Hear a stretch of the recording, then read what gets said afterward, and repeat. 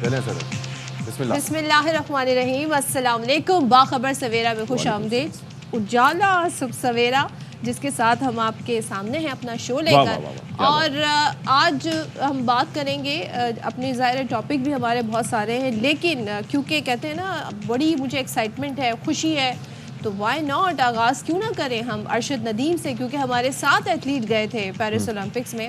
اور کیا مطلب کتنے آدمی تھے؟ 7 گئے تھے, لیکن 6 اس میں سے کامیاب نہیں ہو سکے, لیکن ارشد نے جگہ بنا لی, تو اس پر بھی بات کریں گے. لیکن یہ ہے اشفاق اسحاق ستی. میں حاضری لگا چکا تھا خاموشی سے, میں نے انٹروین کرنے کی کوشش نہیں کی, میں نے اشارتاً جب وہ نام آیا تو بولے آپ کس نے روکا ہے, تو بس کسی نے نہیں روکا. میں آپ کو اصل میں جو آپ کی رو تھی خیالات کی, ان کو میں وہ نہیں کرنا چاہ رہا تھا, اس کو ڈسٹریکٹ آپ کو نہیں کرنا چاہ رہا تھا. بہرحال باخبر سویرا میں آپ سب کا خیر مقدم ہے جی, اور امید ہے کہ آپ لوگ بالکل ٹھیک ٹھاک ہوں گے, خیریت سے ہوں گے اپنے اپنے خرچے پہ.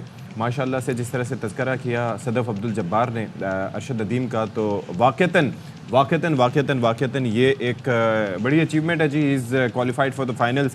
اور آپ سوچیں کہ پہلی اٹیمپٹ میں ہی تھریو دیٹ جیولن, اور 86 میٹر سے زیادہ کا انہوں نے پھینک کے اپنے آپ کو کوالیفائی کروایا. تو دیٹ مینس کہ ہی از فلی پریپیئرڈ فار دیٹ. تو ہم دعا کرتے ہیں کہ اب کل اس کا فائنل ایونٹ ہوگا.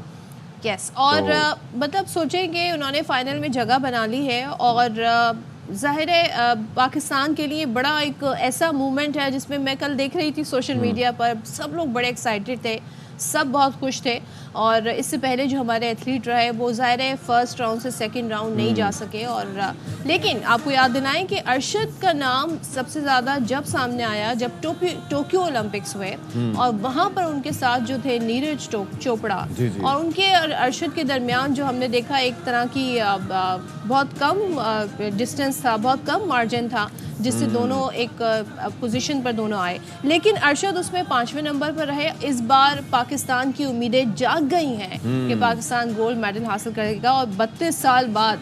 اچھا, ویسے پاکستان میں اور جنوبی ایشیا میں واحد ایتھلیٹ ہیں جنہوں نے 90 میٹر کی تھرو کی اب تک جیولن میں, اور وہ ارشد ندیم ہیں. وہ ریکارڈ ان کا ابھی تک نہیں ٹوٹا ہے. تو لیٹس ہوپ سو کہ کل جو ایونٹ ہوگا تو اس کے اندر مطلب جو فائنل ہوگا اس کے اندر 12 لوگ ہوں گے, اور 12 لوگ ٹرائی کریں گے. پہلے 32 تھے, 32 میں سے اب یہ نمبر کم ہو کے 12 ہو گیا جنہوں نے کوالیفائی کیا ہے. کوالیفیکیشن راؤنڈ تھا. اب ظاہر ہے میں نے صاحب ذکر کیا کہ ہمارے ہاں لوگ بڑے ایکسائٹیڈ ہیں, خوش ہیں, کیونکہ جب سے پیرس اولمپکس ہوا ہے تو جس طرح کی خبریں آ رہی تھیں لوگ تھوڑا مایوس تھے, سوال اٹھا رہے تھے کہ بھائی کیوں ہمارے ایتھلیٹ آگے نہیں بڑھ پا رہے, کوئی پوزیشن ایسی خاطر خواہ ان کی کوئی کامیابی نظر نہیں آ رہی. لیکن اب لوگ کیا کہہ رہے ہیں, ارشد ندیم سے ہی انہوں نے تمام تر امیدیں باندھی ہوئی ہیں, تو ذرا وہ دیکھ لیتے ہیں. پاکستانی مطلب پوری دعائیں ارشد ندیم کے ساتھ ہیں, and we are very much hopeful that he will win the medal for Pakistan. انشاءاللہ ارشد ندیم جو ہے وہ ہمارے لیے گولڈ میڈل ضرور لائیں گے پاکستان کے لیے, ہم سب کی دعائیں ان کے ساتھ ہیں. ارشد ندیم ماشاءاللہ ہمیشہ کی طرح اس بار انہوں نے بہت اچھا ایک تحفہ دیا پاکستان کے لیے, اللہ تعالیٰ ان کو انشاءاللہ اور کامیاب کرے. تو چلیں جی بات کر لیتے ہیں. ہمارے ساتھ موجود ہیں رشید احمد ساقی صاحب جو کہ کوچ ہیں ارشد ندیم کے. تھینک یو سو مچ, بہت شکریہ آپ کا کہ آپ نے ہمارے لیے وقت نکالا, اور بڑی بات ہے کہ پیرس اولمپک سے ہمارے لیے واحد خوشی کی خبر آئی. یہ جاننا چاہیں گے آپ سے, اور بلا شبہ مبارکباد کے مستحق آپ لوگ اس لیے بھی ہیں, ہمیشہ سے رہے ہیں, کیونکہ آپ لوگوں کی بدولت ہی ہم نے جیولن تھرو کا نام سنا, اس کو ہم نے دیکھنا شروع کیا, اور آج ہم اور ہر پاکستانی کی زبان پر یہ نام ہے, اور بلا شبہ آپ کی کم وسائل کے باوجود پرفارمنس کی وجہ سے. اچھا, اس میں پہلی تھرو میں کوالیفائی کرنا یہ کتنی بڑی اچیومنٹ ہوتی ہے کسی ایتھلیٹ کے لیے, خاص طور پر جو جیولن تھرو کرتا ہو؟ یہ سب سے پہلے تو یہ بڑی خوشی کی بات ہے, ساری پاکستانی قوم کی دعائیں ارشد ندیم کے ساتھ تھیں, اور اللہ تعالیٰ نے خاص فضل و کرم کیا, پہلی اس نے کوالیفائی کر لیا, قدم کے فائنل کے لیے کوالیفائی کر لیا اس نے, اور انشاءاللہ وہ فائنل میں بھی اپنا اچیومنٹ دکھائیں گے انشاءاللہ. اچھا, تو اب یہ جو سوال تھا اشفاق کا وہ یہ تھا کہ مطلب یہ کتنی بڑی اچیومنٹ ہے. کوالیفیکیشن راؤنڈ میں انہوں نے 84.59 پر جو ہے وہ تھرو پھینکی ہے میٹر, تو کتنا بڑی اچیومنٹ ہے. اور اب ہم مزید کیا ایکسپیکٹ کریں کہ فائنل میں کیا وہ اس سے زیادہ آگے میٹر پہ پھینک سکتے ہیں اپنی جیولن تھرو؟ ہاں انشاءاللہ. یہ آج سے 10 سال پہلے میں نے اس کے بارے میں پیشین گوئی کی تھی ارشد ندیم کے بارے میں, جی جی, تو جب میرے پاس ٹریننگ کرتا تھا کہ یہ انشاءاللہ 95 میٹر کا تھرور ہے کیا بات اور مجھے کبھی امید ہے اس چیز کی کہ انشاءاللہ یہ فائنل میں 95 میٹر تک تھرو کرے گا. کیا بات ہے. اور فرانس میں پاکستان کا قومی پرچم بلند ہوگا اور فرانس میں پاکستان کا قومی ترانہ گونجے گا انشاءاللہ. اچھا ساتھ ہی ساتھ یہ بتائیے گا رشید صاحب کہ اس کے اندر کتنی محنت کی ضرورت ہوتی ہے، کیونکہ جو ہمارے مقابل ہیں یعنی کہ نیرج چوپڑا کی اگر بات کریں جن سے بڑا قریبی مقابلہ رہا ہے، 9 دفعہ یہ دونوں آمنے سامنے آئے، لیکن انہوں نے بھی جو تھرو کیا ہے وہ کلوز ٹو 90 میٹر ہے، اور ارشد کا اس سے پہلے ریکارڈ جو ہے وہ 90 میٹر کا ہے جو کہ جنوبی ایشیا میں اور کوئی نہیں کر پایا. جی جی 90.18 میٹر. جی جی تو وہ کسی کے پاس نہیں ہے. یہ میں آپ کو یہ پاکستان میں ٹیلنٹ اتنا ہے کہ آپ سوچ بھی نہیں سکتے. یہ میاں چنو ایک چھوٹا سا قصبہ ہی ہے، تحصیل ہے یہ چھوٹی ہی.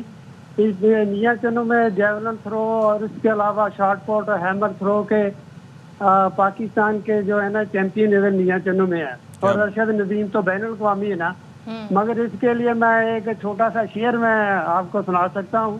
بالکل ارشاد. جو بھی آیا مجھے ٹھوکر سے نوازا اس نے، میں تو پتھر تھا مجھے کوئی اٹھاتا کیسے. تو یہ پتھر ہوتے ہیں. ساقی صاحب یہ آپ کا اپنا ہے؟ نہیں میرا اپنا نہیں ہے. اچھا میں سمجھا شاید ساقی آپ تخلص کرتے ہیں. شعر و شاعری سے دلچسپی تو ہے. یہ پاکستان میں جو ٹیلنٹ ہے نا ان کو اجاگر کرنا پڑتا ہے. اجاگر کون کرے گا؟ یہ ہمارے جو اکابرین ہیں بڑے، ان کا کام ہے بھی ان کو ڈھونڈے. ان کو میں نے تو اس کو جب ڈھونڈا اس کے بعد میں نے اس کو پروموٹ کیا اور اس کا ہر طرح سے دھیان کیا. رشید صاحب ایک چیز مجھے یہ بتائیے گا کہ اس وقت صرف ہمارے پاس ارشد ہے، ظاہر ہے کہ ارشد کا ڈیل ڈول اور مطلب یہ کہ بلڈ ایسی ہے ماشاءاللہ، ہی از ویری اسٹرانگ، اور اس وقت ہمارے کرنٹ ایتھلیٹس میں وہی ہے جو کہ 90 میٹر تک پھینک سکتے ہیں یا آپ کے بقول اس سے زیادہ. باقی ہمارے 70s اور 80s میں ہیں. نیرج چوپڑا کو اگر میں دیکھتا ہوں تو اس کی باڈی، اس کی بلڈ اتنی اسٹرانگ نہیں ہے، لیکن وہاں پر ان کے بایو میکینکس پہ بڑا کام ہوتا ہے، فلیکسیبلٹی پر بڑا کام ہوتا ہے، جس کی وجہ سے اس کی تھروئنگ اچھی ہے اور وہ خود بھی اس بارے میں بات کرتا ہے. ہمارے پاس کن کن چیزوں کو بہتر کرنے کی ضرورت ہے؟ وسائل کس چیز میں زیادہ چاہیے ہمیں؟ وہ وسائل کا مسئلہ یہ ہے ابھی نیرج چوپڑا نے 5 سال تک جرمنی میں ٹریننگ کی.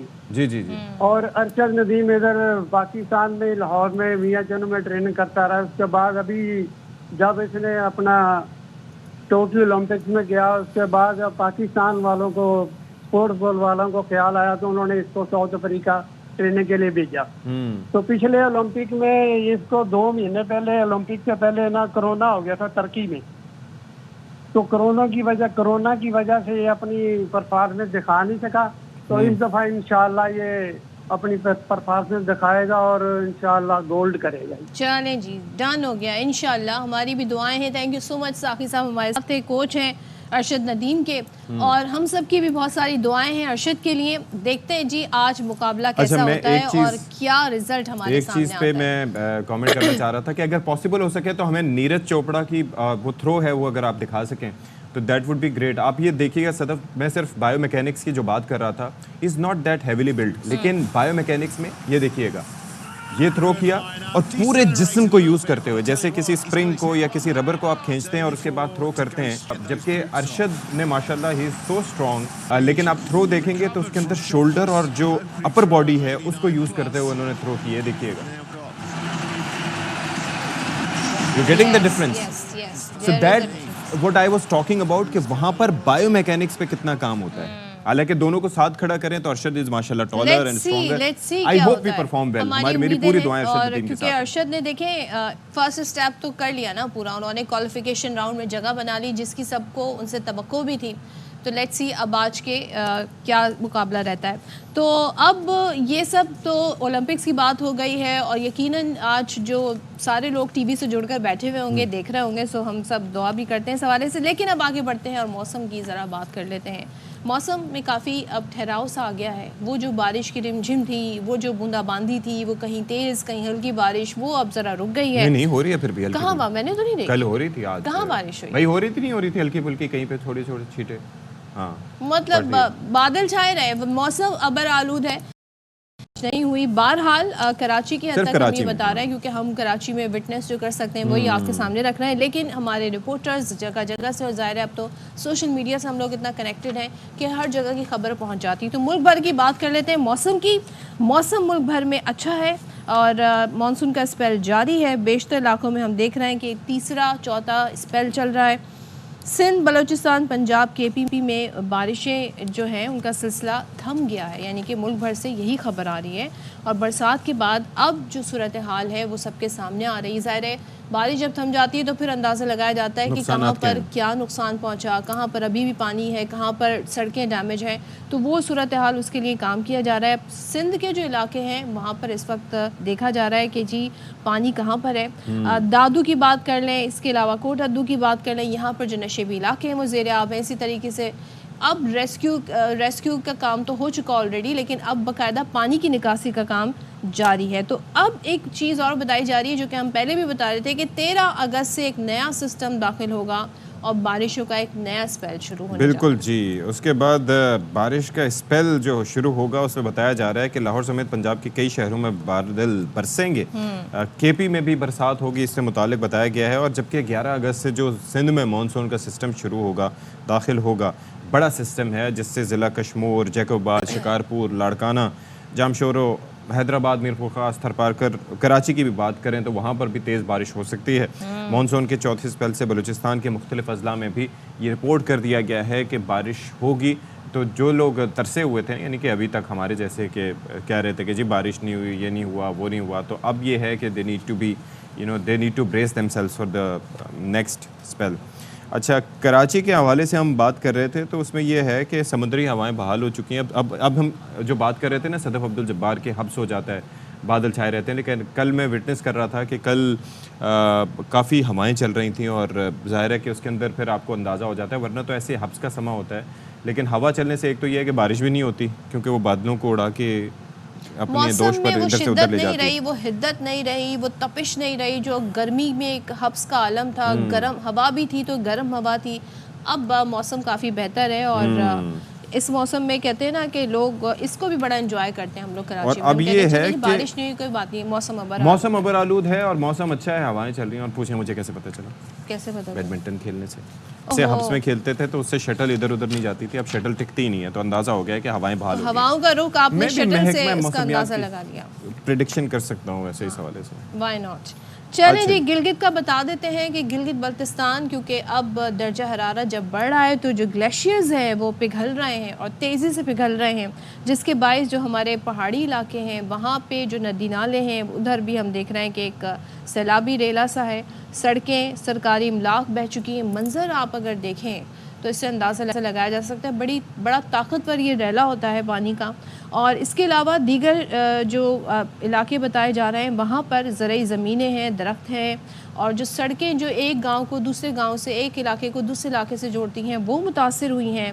اسی طریقے سے بہت سارے علاقے بتائے جا رہے ہیں. محکمہ موسمیات نے تیزی سے ہونے والی موسمیاتی تبدیلیوں کے باعث گلگت کی برفانی جھیلوں کے پھٹنے سے بھی خبردار. اچھا, یہ صرف یہاں پر نہیں ہے, میں یہ پریشانی اس اعتبار سے ہے کہ ہمارا جو گلوبل وارمنگ کا سینیریو ہے اٹ از ہٹنگ ہیویلی. اور دوسرا یہ ہے کہ نارتھ پول کی سائڈ پہ دیکھ لیں, جو گلیشیئرز وہاں پر ہیں, جو آبی ذخائر وہاں پر ہیں, وہ جس طرح سے تیز رفتاری سے پگھل رہے ہیں تو دیٹ از ویری کنسرننگ, کیونکہ پانی کے ذخیرے, صاف پانی کے ذخیرے یہی ہیں. اور ایسے میں کس طریقے سے ہم اپنے آپ کو اور اپنے ملک کو اس سچویشن سے بچا سکتے ہیں. ہم بات کر لیتے ہیں گلگت بلتستان کے ماحولیاتی تحفظ کی ایجنسی کے ڈائریکٹر شہزاد حسن شگری صاحب. تھینک یو سو مچ شگری صاحب, آپ نے ہمارے لیے وقت نکالا. میں یہ جاننا چاہ رہا تھا کہ بیسکلی ہم کئی معاملات ہیں جن کے اندر بے بس ہوتے ہیں, خاص طور پر یہ جو گلوبل وارمنگ ہو گئی یا پھر کلائمیٹ چینج ہو گیا, اس کے اندر ظاہر ہے کہ پاکستان کا کنٹریبیوشن اتنا نہیں ہے, لیکن ایٹ لیسٹ ہم وٹنس کر رہے ہوتے ہیں کہ ہو کیا رہا ہے. تو اس وقت سچویشن کیا ہے, مجموعی طور پر کیا اثرات مرتب ہو رہے ہیں اس گلوبل وارمنگ کے وہاں کے گلیشیئرز پر اور اوور آل جو کلائمیٹ ہے اس پہ؟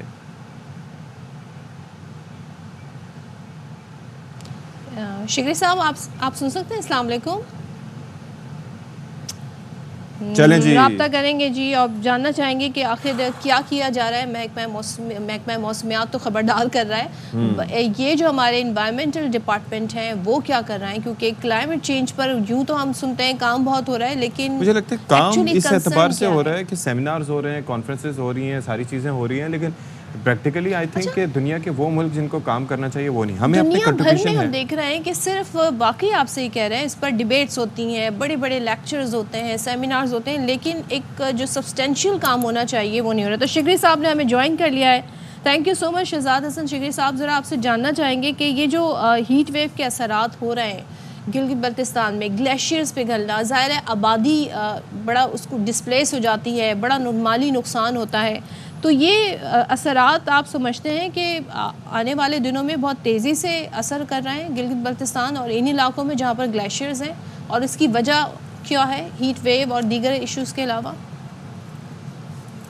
जी बिल्कुल, देखें ये सिर्फ ग्लोबल क्लाइमेट चेंज का मामला काफ़ी अरसे से चल रहा है। अब पिछले 30 साल में बहुत ज़्यादा हुआ है। दूसरी उसकी हमारे अर्थ का पूरे टेम्परेचर इंक्रीज हो रहा है, और जब अर्थ का टेम्परेचर इंक्रीज होता है तो उसका जो असर है वो पूरी दुनिया पे होता है। जी जी, और उसके दुनिया में होने के साथ साथ उसका जो असर है वो माउंटेन एरियाज पे ज्यादा होता है। और माउंटेन एरिया ज्यादा होता है कि माउंटेन एरियाज हसास होते हैं, जी जी, माहौलियाती हसास होते हैं, मौसमियाती लिहाज से हसास होते हैं। इस वजह यहाँ पे उसके असरात कुछ ज्यादा होते हैं। और असरात ज़्यादा होने की वजह ये भी है कि चूंकि यहाँ पे जो लोग रहते हैं वो माउंटेन्स के दरमियान में रहते हैं, वैलीज में रहते हैं, और पास इन डिजास्टर से बचने का ज़्यादा टाइम नहीं होता, ओके, क्योंकि डिजास्टर जो है वो हमारे सर पे होता है। जी आप अच्छा, एक और चीज़ है शिगरी साहब, एक तो थोड़ा सा हमें कनेक्शन में प्रॉब्लम आ रहा है, लेकिन बहरहाल सवाल मेरा आपसे ये है कि आजकल ये जो क्लाइमेट चेंज है और इसके नतीजे में ह्यूमिडिटी है, और जिस तरीके से हम देख रहे हैं कि टेम्परेचर्स भी बढ़ रहे हैं, हब्स बढ़ता जा रहा है, प्रॉब्लम्स काफ़ी ज़्यादा हैं। एक तो अब नई नई टर्म्स जो हैं हम ऐसे में सुन रहे होते हैं, और सदफ वैसे बाकी इट इज़ वेरी कंसर्निंग कि हम पहले नहीं सुना करते थे कि ये ला नीना और एल नीनो क्या होता है और किस तरीके से ये दुनिया के और ज़मीन के टेम्परेचर पर असरअंदाज होता है। और अगर हम किसी भी मामले के रूट कॉज को जाके देखें ना, तो at the end of the day कहीं ना कहीं उसका इंसानी अमल दखल, यानी कि इंडस्ट्रियलाइजेशन और उससे पहले और उसके बाद ज़मीन के टेम्परेचर, जी जी, ये जो क्लाइमेट चेंज है ये मैन मेड है। आप ये देखें ज़मीन के टेम्परेचर में अगर हम बात करें तो ये जो 1 डिग्री का इजाफा या 2 डिग्री का इजाफा है, तो वो किस बुनियाद पर हो रहा है। जुलाई के बारे में कहा गया कि दुनिया का गर्म तरीन महीना रहा, उसमें एक दिन दुनिया का गर्म तरीन दिन रहा। आई मीन दिस, और हर गुजरते दिन के साथ टेम्परेचर बढ़ते जा रहे हैं। हर तरह का मौसम, चाहे बरसात का हो, वो एक शिद्दत के साथ लेकर शहजाद साहब, can you hear me sir properly? अच्छा, मैं बेसिकली जानना चाह रहा था कि ये जो हम देख रहे हैं कि ह्यूमिडिटी बढ़ रही है, जिसका आपने भी तज़किरा किया, ओवरऑल हम देख रहे हैं कि पीपल आर कंसर्न्ड। आपने कहा कि ये आफतें ऐसे बरसती हैं कि हम तैयार नहीं होते, इसी वजह से हमने क्लाउड बर्स्ट के नाम सुनना शुरू किए, हैवी रेनफॉल्स का सुनना शुरू किया, प्लस ये एटमॉस्फेरिक रिवर्स, इनके बारे में पढ़ना शुरू किया कि this is a new terminology and how does they work and how do they form and how dangerous they are. तो इसमें हम क्या कर सकते हैं, being a third world country, हमारा क्या कंट्रीब्यूशन है और हम प्रिवेंटिव मेजर्स क्या ले सकते हैं, इफ़ एनी? जी बिल्कुल, देखें क्लाइमेट चेंज में 3 चीजें होती हैं, एक मिटिगेशन होती है, एक अडेप्टेशन होती है और एक क्लाइमेट रेजिलियंस होती है, जो उन दोनों के मिलकर एक बनाती है एक नया कॉन्सेप्ट। अब देखिए, मिटिगेशन जो है वो हमारा काम नहीं है, क्योंकि जो आपको पता है कि पाकिस्तान की जो ग्रीन हाउस इमिशंस हैं वो टोटल जो वर्ल्ड की ग्रीन हाउस इमिशन है उसका 1% से भी कम है। दूसरी बात यह है कि हम एक मोस्ट वल्नरेबल कंट्री हैं, जिससे इम्पैक्ट्स की वजह से क्लाइमेट चेंज इम्पैक्ट्स का असर हमारे ऊपर सबसे ज्यादा पड़ रहा है। और उसको जरा आगे थोड़ा सा आप देख लें तो हमारे लिए जो वे फॉरवर्ड बनता है, खासकर जीबी गिलगित बल्तिस्तान या एजेके या केपीके के माउंटेन एरियाज के लिए, वो है एडेप्टेशन टू क्लाइमेट चेंज। अभी यानी हमने उसके साथ रहना सीखना है। क्लाइमेट चेंज एक फिनोमेना है जो कि हो चुका है और ज्यादा होगा, उससे बचने के लिए हमने मिटिगेशन करनी है और इसके साथ कैसे रहना है, उसके साथ अडेप्टेशन करनी है। अडेप्टेशन की मुख्तलिफ स्टेजेस होते हैं, अडेप्टेशन की पूरी मेथोडोलॉजी गिवन है कि हमारा इंफ्रास्ट्रक्चर ऐसा हो कि जो क्लाइमेट रेजिलिएंट हो, डिजास्टर रेजिस्टेंट हो, इन्वायरमेंट फ्रेंडली हो। फिर हमारे कम्युनिटीज तैयार हो, उनकी कैपेसिटीज बिल्ड करें। फिर हमारे जो प्रैक्टिशनर्स या गवर्नमेंट ऑफिसर्स या हमारे जो अदर स्टेक होल्डर्स हैं ان کی ٹریننگز ہو، وہ ٹرینڈ ہو کہ بھئی ہم نے کلائمیٹ ریزیلینٹ ڈیولپمنٹ کیسی کرنی ہے. تو اوور آل جو ہم اس کو دیکھیں تو ہمیں ایک شفٹ چاہیے فرام جو کنونشنل ڈیولپمنٹ ماڈل ہے اس سے کلائمیٹ ریزیلینٹ ڈیولپمنٹ ماڈل کی طرف ایک پورا شفٹ چاہیے جو کہ دنیا میں ہو چکا ہے لیکن ہم ابھی تک نہیں کر پا رہے. تو اس کی ریزن یہ ہے کہ ہمارے اندر کیپیسٹیز کی کمی ہے. اچھا آپ نے خود ہی بتایا کہ جو کلائمیٹ ایڈپٹیشن ہے وہ بہت ضروری ہے جس کے لیے انفراسٹرکچر ضروری ہے. میں یہ جاننا چاہتی ہوں جیسے کہ اشفاق اور ہم ابھی میں گفتگو کر رہے تھے کہ دنیا بھر میں ہم دیکھ رہے ہیں سیمینارز ہوتے ہیں، باتیں ہوتی ہیں، جو ایک کانکریٹ سٹیپ لینا ہے وہ ہمیں ہوتا نظر نہیں آ رہا. ہماری جو اس وقت کلائمیٹ پالیسی ہے وہ کیا ہے؟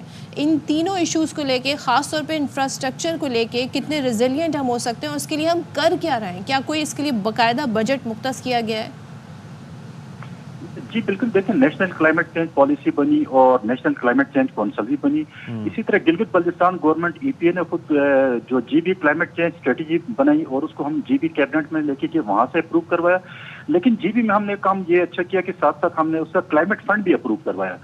اب وہاں پہ یہ قانون ہے کہ جو بھی پروجیکٹ آتا ہے PC1 آتا ہے کسی بھی سیکٹر کا ہو، ڈیولپمنٹ سیکٹر کا، اس میں سے 1% بجٹ کٹ کے کلائمیٹ فنڈ کے اندر جاتا ہے اور وہ کلائمیٹ فنڈ ہمارے پاس اویلیبل ہے ٹو ٹیک میٹیگیشن اور اڈیپٹیشن ایکشنز. دوسری بات یہ ہے کہ فیڈرل گورنمنٹ کی بھی یہاں پہ بہت بڑے انٹرونشنز ہیں، لائک GLOF 2 پروجیکٹ ہے. اب GLOF 2 پروجیکٹ جو GCF کی فنڈڈ ہے، جو ہماری منسٹری آف کلائمیٹ چینج ہے فیڈرل کی، وہ یہ پروجیکٹ لے کے آئی ہے. اس وقت گلگت بلتستان کی 16 ویلیز میں یہ ارلی وارننگ سسٹمز لگ رہے ہیں، اڈیپٹیشن اسٹرکچرز یا پروٹیکٹیو بنس بن رہے ہیں، کمیونٹیز کی کیپیسٹی بلڈنگ ہو رہی ہے، اریگیشن چینل اور بہت بڑی پلانٹیشنز بھی ہو رہی ہیں. یہ 16 ویلیز میں یہ کام چل رہا ہے. اچھا ایک چیز مجھے بتائیے گا شکری صاحب کہ اس چیز سے ہم پریونشن اس اعتبار سے کر سکتے ہیں کہ کوئی کیٹاسٹروفک ایونٹ ہو تو اس صورت میں ہم اپنے آپ کو بچا سکیں. اور ظاہر ہے کہ گرین چینل کے ہونے سے، گرینری کے ہونے سے، درختوں کے ہونے سے، پراپر رستے ہونے سے سیلابی پانی کی کافی بچت ہو سکتی ہے. لیکن ایک کنسرن اپنی جگہ موجود ہے، وقت سے پہلے اور تیز رفتاری سے گلیشیئرز کا پگھلنا. اس کے لیے آپ کی سجیشنز کیا ہیں کہ کیا کیا جا سکتا ہے اگر پوری دنیا کے اعتبار سے یہ ہو یا صرف پاکستان کے اعتبار سے؟ دیکھیں اس وقت جو اس کی سپیڈ ہے وہ تیز ہو چکی ہے. دیکھیں جو ڈیزاسٹرز یا گلیشیئر میلٹنگ ہوتی تھی وہ تو صدیوں سے ہو رہی ہے، جب سے یہ ایریا بنا ہے یا دنیا بنی ہے یہ فینومنا تو جاری ہے. لیکن ابھی کلائمیٹ چینج ہو گیا تو اس کی وجہ سے اس کی سپیڈ میں انکریز ہوا ہے. یا ڈیزاسٹرز پہلے بھی ہوتے تھے، اب ڈیزاسٹرز کی فریکوینسی اور سیورسٹی وہ زیادہ ہو گئی ہے. اب پوری دنیا ایک کام کر رہی ہے، وہ یہ ہے کہ وہ زیرو ایمیشنز کی طرف جا رہی ہے. لائک وہ الیکٹرک کارز آ گئی، وہیکلز آ گئی، انڈسٹریز گرین ہو گئی، بہت سارے اور جو براؤن سیکٹرز تھے ہمارے وہ گرین ہو گئے. ٹھیک ہے، انہوں نے اپنی پوری اکانومیز کو ٹرانزیشن میں ڈال کے اس کو شفٹ کر لیا ہے. لیکن ہمارے پاس جو GB کے اندر یا اوور آل پاکستان میں بھی آپ بات کریں تو انرجی کی کمی ہے. اب گلگت بلتستان میں صرف ہماری ایمیشنز کیا ہے؟ صرف ایمیشنز ہماری یہ ہے کہ ہمارے پاس سردیوں میں بجلی نہیں ہوتی ہے تو ہم وہ فائر ووڈ یوز کرتے ہیں. ہر گھر میں بخاری جلتی ہے، اس کے اندر وہ لکڑی جلتی ہے. ٹھیک ہے جی، اس کی ایمیشنز ہوتی ہیں. اور پھر گرمیوں میں ہمارے پاس ٹورسٹ آتے ہیں بہت زیادہ. اب پچھلے سال کا ڈیٹا دیکھیں تو 1.5 لاکھ گاڑیاں انٹر ہو چکی ہیں GB میں ٹورسٹ کی. جی اب 1.5 لاکھ کی جو گاڑیاں ہیں اس کی ایمیشنز ہوں گی. اور آپ نے پتہ ہے ویلیز وہاں پہ نیرو ہیں، بہت ہی ڈیپ ویلیز ہیں، ونڈ کوریڈور سے ہم لوگ باہر ہیں. تو وہ ہماری جو ایمیشنز ہیں وہ ویلیز کے اندر ٹریپ ہی رہتی ہیں. تو وہ کیا کرتی ہیں، وہ جو ہمارے ایڈجسٹنٹ جو گلیشیئرز ہیں اس کے اوپر جا کے وہ بلیک کاربن کی فارم میں ڈپازٹ ہوتی ہیں اور پھر ان کی آپ یہ سمجھ لیں کہ اس کی میلٹنگ شروع ہو جاتی ہے. یعنی کہ ڈائریکٹلی امپیکٹ ہوتا ہے اس کا. ڈائریکٹلی امپیکٹ اس طرح بھی ہوتا ہے نا. دیکھیں میں پہلے بھی کہہ رہا تھا کہ گلوبل کلائمیٹ چینج فینومنا تو ہے اپنی جگہ پہ، لیکن کچھ لوکل ٹریگرنگ فیکٹرز بھی ہیں جو ہم کنٹریبیوٹ کر رہے ہیں. لیکن یہ کنٹریبیوشن اس لیے زیادہ نظر آ رہی ہے کیونکہ یہ لوکل ہے، اندر سے ہی ہے اور قریب ترین کے گلیشیئرز پہ امپیکٹ ڈال رہی ہے. ٹھیک ہے، تھینک یو سو مچ شکری صاحب. آپ نے اس پر کافی ڈیٹیل بات کی اور مجھے اس بات کی بڑی خوشی ہوئی کہ باقاعدہ اس حوالے سے تمام تر جو آئیڈینٹیفیکیشن کر لی ہے کہ کیا ایشوز ہیں، کس طرح آگے بڑھنا ہے، پالیسی کیا ہے، کہ اس پہ کام کتنا ہوتا ہے. اچھا خبر ایک ہے جو شیئر کر لیتے ہیں اور وہ سندھ ہائی کورٹ سے ہے. سندھ ہائی کورٹ نیو بار روم کی کینٹین میں مبینہ گیس لیکیج سے دھماکہ ہوا ہے جس سے کھڑکیوں کے شیشے ٹوٹ گئے ہیں. تو نذیر شاہ سے جان لیتے ہیں. جی نذیر شاہ بتائیے گا اس واقعے سے متعلق. بالکل، دیکھیں سندھ ہائی کورٹ کے نیو بار روم کی کینٹین میں زوردار دھماکہ ہوا جس سے نیو بار روم कैंटीन के जो खिड़कियों के शीशे टूट गए हैं, Sindh high court bar room की जो दीवारें उनको भी नुकसान पहुंचा है, और जो न्यू बार रूम की छत के पंखे तक गिर गए हैं। और जो सिक्योरिटी ज़रा उनका ये कहना है कि बज़ाहिर लगता है कि ये गैस लीकेज के बायस धमाका हुआ, जिसके बाद सिंध हाई कोर्ट की सिक्योरिटी ने बम डिस्पोजल स्क्वाड को तलब कर लिया, जो इस वक्त सिंध हाई कोर्ट में मौजूद है। उनकी जानिब से धमाके की नौयत का जायज़ा लिया जा रहा है। बताया जा रहा है कि तकरीबन 2 घंटे कबल ये धमाका हुआ था, जिस वक्त ये धमाका हुआ उस वक्त अंदर कोई मौजूद नहीं था, और गैस लीकेज जो थी उसके साथ साथ शॉर्ट सर्किट भी हुआ था, जिसकी वजह से ये जो बंद कमरे में गैस भरने की से ज़ोरदार धमाका हुआ, और जिसकी वजह से काफ़ी नुकसान पहुंचा है। और देखा भी जा सकता है कि किस तरीके से यहाँ पर खिड़कियों के शीशे टूटे हुए हैं, छत से पंखे तक गिर गए, और इस वक्त मजीद जो है तहकीकात का अमल जारी है। चलें जी, थैंक यू सो मच नज़ीर शाह, आपने हमें सूरत हाल से आगाह किया।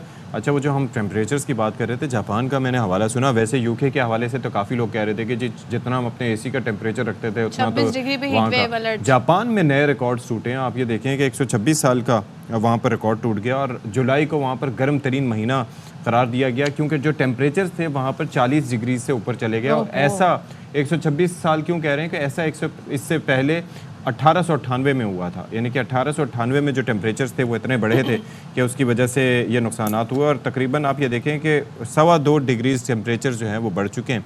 और फिर अप्रैल से लेके अब तक की असेसमेंट के मुताबिक 59 अफराद अपनी जान से जा चुके हैं इस हीट वेव की वजह से, जो कि जापान में। अच्छा, ये बड़ा इंटरेस्टिंग होगा जानना कि ये लोग फिर कैसे क्लाइमेट चेंज को फेस कर रहे हैं या उसके लिए स्टेप हो रहे हैं, ले रहे हैं। तो ये इसके लिए रिसर्च करना बड़ा इंपॉर्टेंट होगा। ब्रेक लेते हैं, ब्रेक के बाद वापस आते हैं।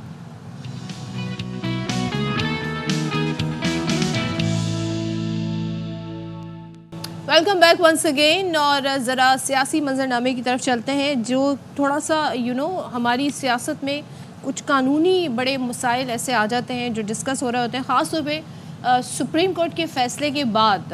ये जो 12 जुलाई को फ़ैसला आया था मखसूस नशिस्तों का, उसके बाद ज़ाहिर है हुकूमत तो कहती है इसका उससे ताल्लुक़ नहीं है, लेकिन जिस तेज़ी से हमने इस पर कानून साजी होते हुए देखी वो आपके सामने। इलेक्शन एक्ट में तरमीम हुई, और पहले तो इसे कौमी असम्बली में ले जाया गया, उसके बाद सेनेट में, और उसका अप्रूवल भी हो गया है। कसरत राय से ये जो इलेक्शन एक्ट तरमीमी बिल है 2024 मंजूर हो गया। अपोजिशन ने एज़ यूजुअल शदीद मुखालफत की, कॉपियाँ फाड़ दी, नारेबाजी की, नामंजूर के नारे लगाए।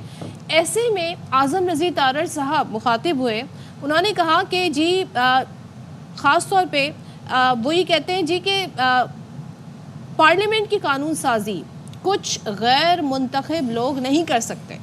अब ज़ाहिर है पार्लियामेंट की कानून साजी कुछ गैर मुंतखब लोग नहीं कर सकते, तो उसका इशारा उनकी किस तरफ है ये सब जानते हैं। आइन की तशरीह करने और आइन बनाने में बहुत फ़र्क होता है। 22 करोड़ आवाम का फैसला 17 गैर मुंतखब लोगों को नहीं करने देंगे। आप अंदाज़ा कीजिए कि ये वज़ीर क़ानून आला अदलिया के जज साहिबान से मुतालिक की बात कर रहे हैं। और उसके बाद आपको ये बता दें कि शाज़िया मरी, जिनका ताल्लुक़ पीपल्स पार्टी से है, वो भी पार्लियामेंटेरियन है, वो ये कहती हैं शाज़िया मरी साहिबा के इलेक्शन एक्ट से मुतालिक गलत तासुर दिया जा रहा है। यानी कि वो ये कह रही हैं कि तरमीमी बिल सुप्रीम कोर्ट के फैसले के ख़िलाफ़ नहीं है। आई थिंक अब आज़म नज़ीर तारड़ और शाज़िया मरी साहिबा को मिलकर बैठ के बात कर लेनी चाहिए, क्योंकि दोनों बहुत मुख्तलिफ बात कर रहे हैं। सो क्या कह रहे हैं दोनों, ज़रा सुन लेते हैं।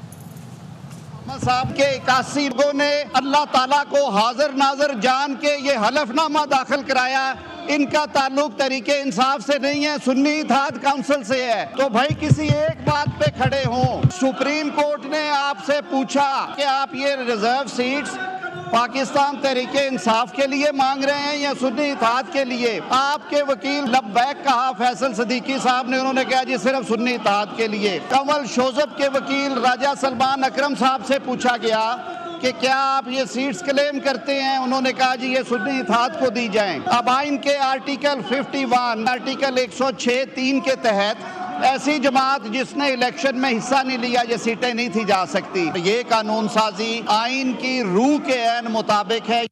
ये बिल किसी कोर्ट के खिलाफ नहीं है, बिल तो इस पार्लियामेंट से लोटाक्रेसी को खत्म करने के हवाले से, पार्टी पार्टी खेलने का सिस्टम है, इसको बंद करने के हवाले से, ये तासुर देना कि ये अदालती ऑर्डर के का कोई कॉन्फ्रंटेशन है, it is absolutely wrong. No court has the right to make laws. It is only the parliament's prerogative to make laws. No and write a new law for us. आपका रोना धोना बंद हो, इस पाकिस्तान के मसाइल पर बात हो, लेकिन आपका रोना धोना ही बंद नहीं होता। ये जो आपने डिजिटल टेररिज्म किया हुआ, ना किसी की पगड़ी छोड़ी, ना किसी का दुपट्टा छोड़ा, ना किसी की चादर छोड़ी, ये डिजिटल टेररिज्म अब हम बर्दाश्त नहीं करेंगे। 9 मई को जो दहशतगर्दी इस मुल्क में हुई, अब आप कहते हैं वो तो हम में से थे ही नहीं। तो भाई अगर आप में से नहीं थे तो तौबा करो, उठ के माफी मांगो। आपने आज तक माफी तो मांगी नहीं। चलें सदफ, आई एम श्योर कि अब आपको भी क्लैरिटी मिल गई होगी है। हम कुछ और समझ रहे थे और वो कुछ और कॉन्टेक्स्ट है, but they are very I mean peoples party में ये है कि वो काफ़ी सोच समझ के इस हवाले से डायरेक्ट बयानबाजी नहीं करते एट टाइम्स, लेकिन यहाँ पर बड़ा क्लैरिटी से कहा गया कि जी कानून साजी का इख्तियार हमारा है, लेकिन ज़ाहिर है कि इंटरप्रिटेशन का इख्तियार तो फिर अदलिया के पास है, आइन का भी और किसी कानून के हवाले से भी वो, और किसी भी कानून को सुप्रीम कोर्ट कलअदम भी करार दे सकती है कि अगर वो अवामी मफाद के ख़िलाफ़ हो या आइन के ख़िलाफ़ हो। बहरहाल अब एक और चीज़ ये है कि तहरीक इंसाफ ने इस मामले में अब अदालत जाने का ऐलान कर दिया है। बैरिस्टर गौहर साहब इससे मुतालिक क्या फरमाते हैं, आपको ज़रा दिखाते हैं। कि नया कानून साजी करके इल्लीगल अनकॉन्स्टिट्यूशनल जो हम फ्लोर पे ऐलान करते हैं, इंशाअल्लाह ताला ये हम चैलेंज करेंगे और ये चैलेंज इंशाअल्लाह सुप्रीम कोर्ट से डिसाइड करेंगे। जी, तो जो मेन हाईलाइट है इस बिल की वो ये है कि बिल के मुताबिक जो शख्स 3 दिन में किसी जमात में शामिल हो तो वो किसी और जमात में नहीं जा सकता, और जिस जमात की कोई सीट नहीं वो मखसूस नशिस्तें नहीं ले सकती। अब सदर जब दस्तखत कर देंगे तो ये कानून बन जाएगा। माहिर कानून शाह खबर साहब हमारे साथ हैं, उनसे बात कर लेते हैं। शाह खबर साहब, बहुत शुक्रिया वक्त देने के लिए सुबह सवेरे। सबसे पहले तो मुझे ये बताइएगा कि ये जो अब बिल जो कानून बनने जा रहा है सदर के दस्तखत के बाद, मौजूदा जो अब ये बिल है, फैसला जो आया है सुप्रीम कोर्ट का, उस पर अमल दरामद होना अभी बाकी है मखसूस नशिस्तों वाले फैसले पे। क्या इस बिल का, इस कानून साजी का उस फैसले पे किसी भी तरीके से कोई असर पड़ेगा या वो फैसला उस पर अमल दरामद करना लाजमी है? देखिए, बात ये है कि अभी जैसे आपने बताया कि नेशनल असम्बली और उस बिल की मंजूरी दे दी है, अब उसमें सिर्फ सदर की तौसीक जो है वो बात है। मेरा ख्याल है वो भी आज किसी वक्त सदर को असेंड कर देंगे, और जैसे ही असेंड करेंगे फिर इसका गज़ेट नोटिफिकेशन हो जाएगा, तो फिर तो ये कानून नाफिजुल अमल हो जाएगा, ठीक है, फौरी तौर पर। अब इसमें एक बात ये भी है कि इसका इतलाक माजी से भी है, और ये भी बहुत ज़रूरी बात है। लेकिन जो आपका क्वेश्चन है वो ये है कि जो मखसूस नशिस्तों के हवाले से जो 15 जुलाई का जो मेजॉरिटी डिसीजन है वो भी फील्ड में मौजूद है, और उस पर इलेक्शन कमीशन ने भी उस पर कुछ न कुछ अमल दरामद शुरू कर रखा है, क्योंकि उन्होंने दोबारा जजेस से जो है वो रुजू किया हुआ है कुछ उनसे हिदायत लेने के लिए कुछ बात पे। लेकिन एक बात अब ज़रूर है कि कानून बन जाएगा। जब कानून बन जाता है तो आर्टिकल 175(2) के तहत जो है वो फिर तमाम अदालतें उस कानून पर अमल दरामद करने की पाबंद होती हैं। अच्छा। हाँ, ये ज़रूर है कि किसी भी कानून को, चाहे वो सूबाई हो या वो फेडरल लेजिस्लेशन हो, उसको चैलेंज जरूर किया जा सकता है, उसकी वायरस को चैलेंज किया जा सकता है। वो आर्टिकल 8 है आईने पाकिस्तान का, वो ये कहता है कि कोई भी कानून या वो उसकी कोई शिक अगर आइन में दिए गए जो शहरियों के बुनियादी हकूक हैं अगर उनसे मुतसादिम होगा तो उसको कलअदम करार दिया जा सकता है, तो मनसूख किया जा सकता है। और वो मनसूख जो है वो या हाई कोर्ट्स कर सकती हैं या सुप्रीम कोर्ट ऑफ पाकिस्तान कर सकती हैं। बिल्कुल। तो ये बात तो तय है कि आज अगर ये सदर ने इसकी तौसीक कर दी और ये गजट नोटिफाई हो गया तो इस कानून पर अमल दरामद फौरी तौर पर हो जाएगा। ये उस वक्त तक कानून रहेगा जब तक कि हाई कोर्ट या सुप्रीम कोर्ट आर्टिकल 8 के टच स्टोन के ऊपर इसको अगर कलअदम ना करा दे। अच्छा, इस पर पहले भी अतर मिनुल्लाह साहब भी, जस्टिस साहब भी इस पर बात कर चुके हैं कि किन किन कवानीन को कलअदम करार दिया जा सकता है, और जाहिर है कि ये सुप्रीम कोर्ट के अपने इख्तियार में मौजूद है या हाई कोर्ट्स के इख्तियार में मौजूद है। लेकिन ये जो डिबेट होती है यहाँ पर, एक तो आइनी और कानूनी मामलात होते हैं जिनके ऊपर जाहिर है कि सुप्रीम कोर्ट जाना, वहाँ पर किसी मामले को हाईलाइट करना, और दूसरा ये डिबेट कि जी आवाम का फ़ैसला करने का इख्तियार पार्लिमान को है और फिर गैर मुंतखब अफराद इस तरह का काम नहीं कर सकते। जैसे कि वज़ीर क़ानून साहब ने फरमाया, تو آپ کو لگتا ہے, اور یہ ڈیبیٹ پہلی دفعہ نہیں ہوئی, اسی مسند پہ اسی جگہ پہ کوئی اور صاحب ہوں گے لیکن بیان اسی طرز کے ہوتے ہیں, لیکن جو قانون کے شعبے سے جڑا ہو ان کی جانب سے ایسے بیان کا آنا بڑا چنبے کی بات ہوتی ہے. اس وقت اس ڈیبیٹ کی ضرورت ہے آپ کی نظر میں؟ دیکھیے, اب وزیر قانون نے جو وہاں پہ خطاب فرمایا ہے, انہوں نے تو ظاہر ہے کہ یہ تھا تو یہ پرائیویٹ ممبر بل تھا, لیکن اس کی جو ہے حکومت نے اور ان کی اتحادی جو پارلیمانی پارٹیز نے ان کی حمایت کی اور اس بل کو منظور کر لیا, تو اس کی جسٹیفیکیشن تو وہ یہی دیں گے. اور بات ویسے اگر آپ دیکھا جائے تو ہمارا جو آئین ہے وہ ٹرائکوٹومی آف پاور کے پرنسپل کے اوپر چل رہا ہے. اس میں یہ ہے کہ اگر کوئی پارلیمنٹ کوئی بھی جو ہے وہ قانون سازی کر سکتی ہے, اس پہ عمل کرنا تمام ایگزیکٹو اور جوڈیشل اتھارٹیز کا جو ہے ان کی یہ ڈیوٹی ہے.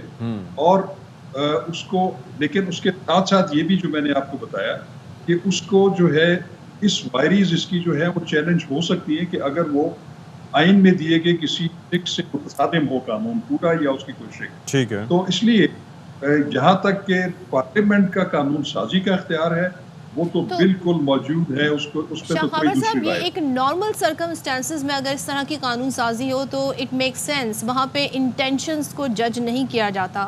لیکن اگر سپریم کورٹ کے فیصلے کے بعد کوئی اس طرح کی قانون سازی ہو جو فیصلے پر اثر انداز ہو رہی ہو, تو کیا یہ سپریم کورٹ کے فیصلے پر فیصلہ نہیں ہے؟ تو پھر اس طرح تو عدالتوں کے فیصلوں پہ عمل درآمد ہی نہیں ہو پائے گا.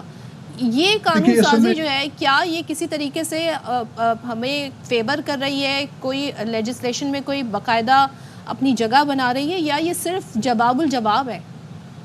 دیکھیے صدر, بات یہ ہے کہ اس پہ تو کوئی شک نہیں ہے کہ یہ جو قانون سازی کی گئی ہے اور جتنی جلدی میں کی گئی ہے, یہ تو سپریم کورٹ کی جو میجورٹی ججمنٹ ہے 8 ممبر ججز کی, اور جو پورے کورٹ نے فیصلہ کیا ہے, یہ تو بظاہر تو یہی ہے, سب کو پتا ہے کہ یہ اس فیصلے کو انڈو کرنے کے لیے ہے. تو اس میں تو کوئی دوسری رائے نہیں ہے. لیکن جہاں تک کمپیٹنس کی بات پارلیمنٹ اس پہ قانون سازی کرنے کی, اس میں بھی کوئی دوسری رائے نہیں ہے کہ ان کے پاس کوئی اختیار موجود ہے اور وہ قانون سازی کر سکتے ہیں. اب دیکھنا یہ ہے کہ اس کو اگر چیلنج کیا جاتا ہے تو پھر اگر چیلنج بھی ہوگا تو اس میں یہ نہیں ہے کہ فوری طور پہ اس کے امکانات کم ہوتے ہیں کہ پہلی ہیئرنگ میں ہی اگر ایک بینچ تشکیل دیا جائے اور تو اس دن اس کی جو ہے آپریشن کو سسپینڈ کر دیں, یہ ذرا مشکل ہو جاتا ہے, کیونکہ پھر اس میں اٹارنی جنرل پاکستان کو نوٹس کرنا پڑتا ہے, فیڈرل گورنمنٹ کو نوٹس کرنا پڑے گا, اس پہ پوری ایک ہیئرنگ ہوگی, اس کے بعد کہیں جا کے کسی پروویژن کو اسٹرائک ڈاؤن کیا جاتا ہے. چلیں, تھینک یو سو مچ شاہ خاور صاحب. مجھے بڑی خوشی ہوتی ہے ویسے کہ جب میں دیکھتا ہوں کہ ہمارے قانون, ہمارے جو پارلیمنٹیرینز ہیں ماشاءاللہ اتنے قانونی شغف رکھتے ہیں قانون سے اور آئینی معاملات سے اور لیجسلیشن سے, کہ وہ بڑے تیزی سے عدالتی معاملہ کوئی بھی ہو تو اس کے اوپر قانون سازی کو تیار رہتے ہیں. اتنا ہی عوامی فلاح کے لیے بھی اگر تیار رہیں, دماغ تو بڑا تیز کام کرتا ہے ماشاءاللہ. یہ جذبہ ہو تو کیا ہی بات ہے کہ اتنی ہی پھرتی سے پھر ساری چیزوں. خبر ایک ہے جو بتا دیتے ہیں, کرکٹ کے میدان سے بنگلہ دیش کے خلاف ٹیسٹ سیریز کے لیے 17 رکنی پاکستان اسکواڈ کا اعلان کر دیا گیا ہے. شہزاد ملک سے جان لیتے ہیں, بتائیے شہزاد. صدف, پاکستان کرکٹ بورڈ نے بنگلہ دیش کے خلاف ٹیسٹ سیریز کے لیے 17 رکنی پاکستان اسکواڈ کا اعلان کیا ہے. پہلا ٹیسٹ 21 سے 25 اگست سے راولپنڈی میں کھیلا جائے گا, جبکہ دوسرا ٹیسٹ کراچی میں 30 اگست سے 3 ستمبر تک ہوگا. 17 رکنی ٹیسٹ اسکواڈ کی قیادت شان مسعود کریں گے اور سعود شکیل کو نائب کپتان مقرر کیا گیا ہے. شاہین شاہ افریدی کا ورک لوڈ کم کرنے کے لیے سعود شکیل کو جو ہے وہ نائب کپتان بنایا گیا ہے. جیسے آل رائٹ جی, thank you so much Shahzad Malik. تو شاہین افریدی کا ورک لوڈ کم کرنے کے لیے نائب کپتان بنایا گیا ہے جناب سعود شکیل کو. Very nice. تو کیا اب کیا کرنا ہے, ہم نے بریک لینا ہے. چلے جی, بریک کے بعد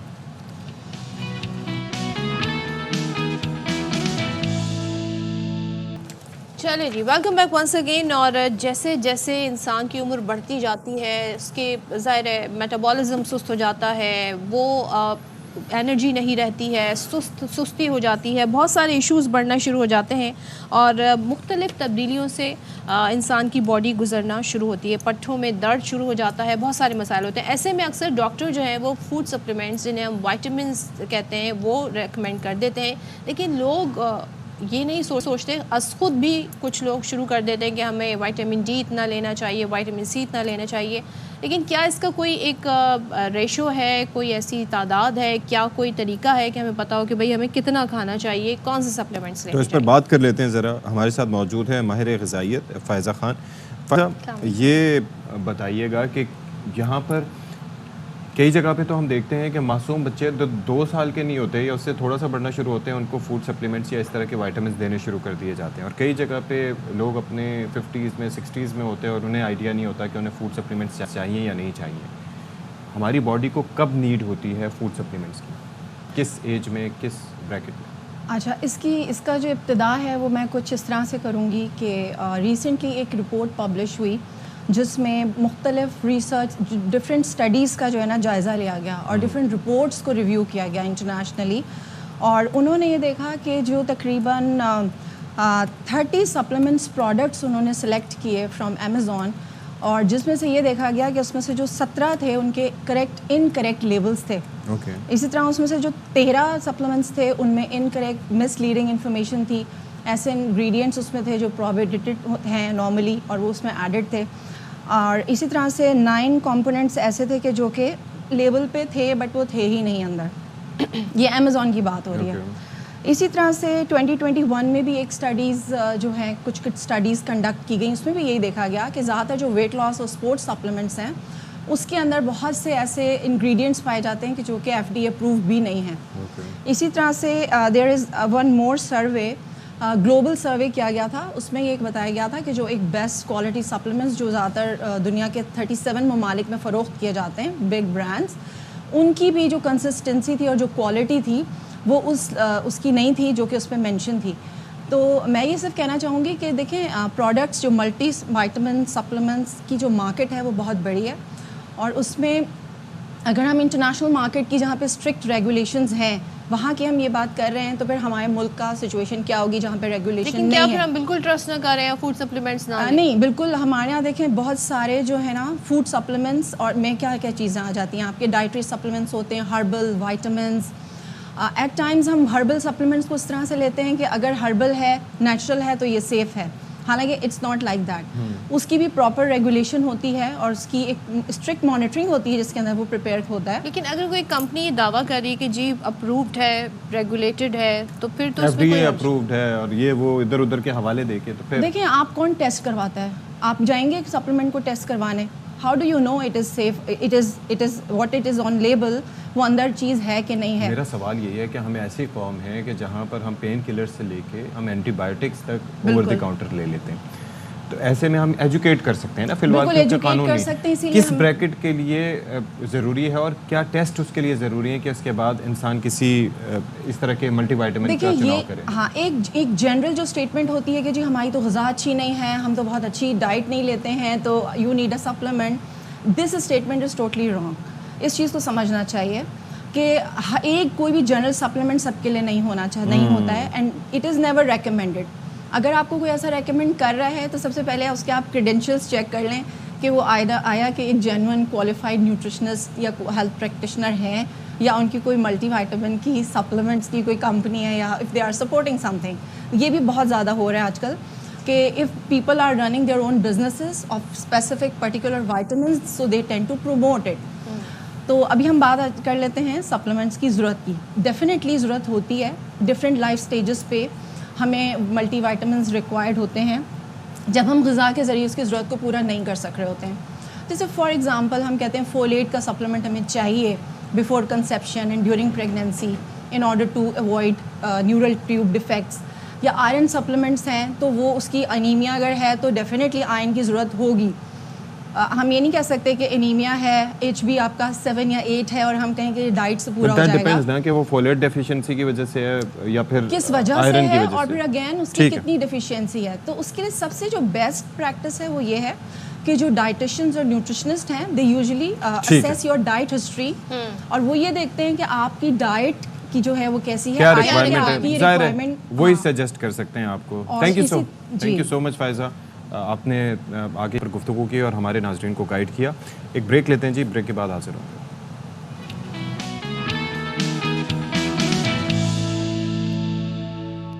بنگلہ دیش کے, انہوں نے فوراً یہ کام کیا اور وہ پوری حکومت تشکیل پا گئی ہے.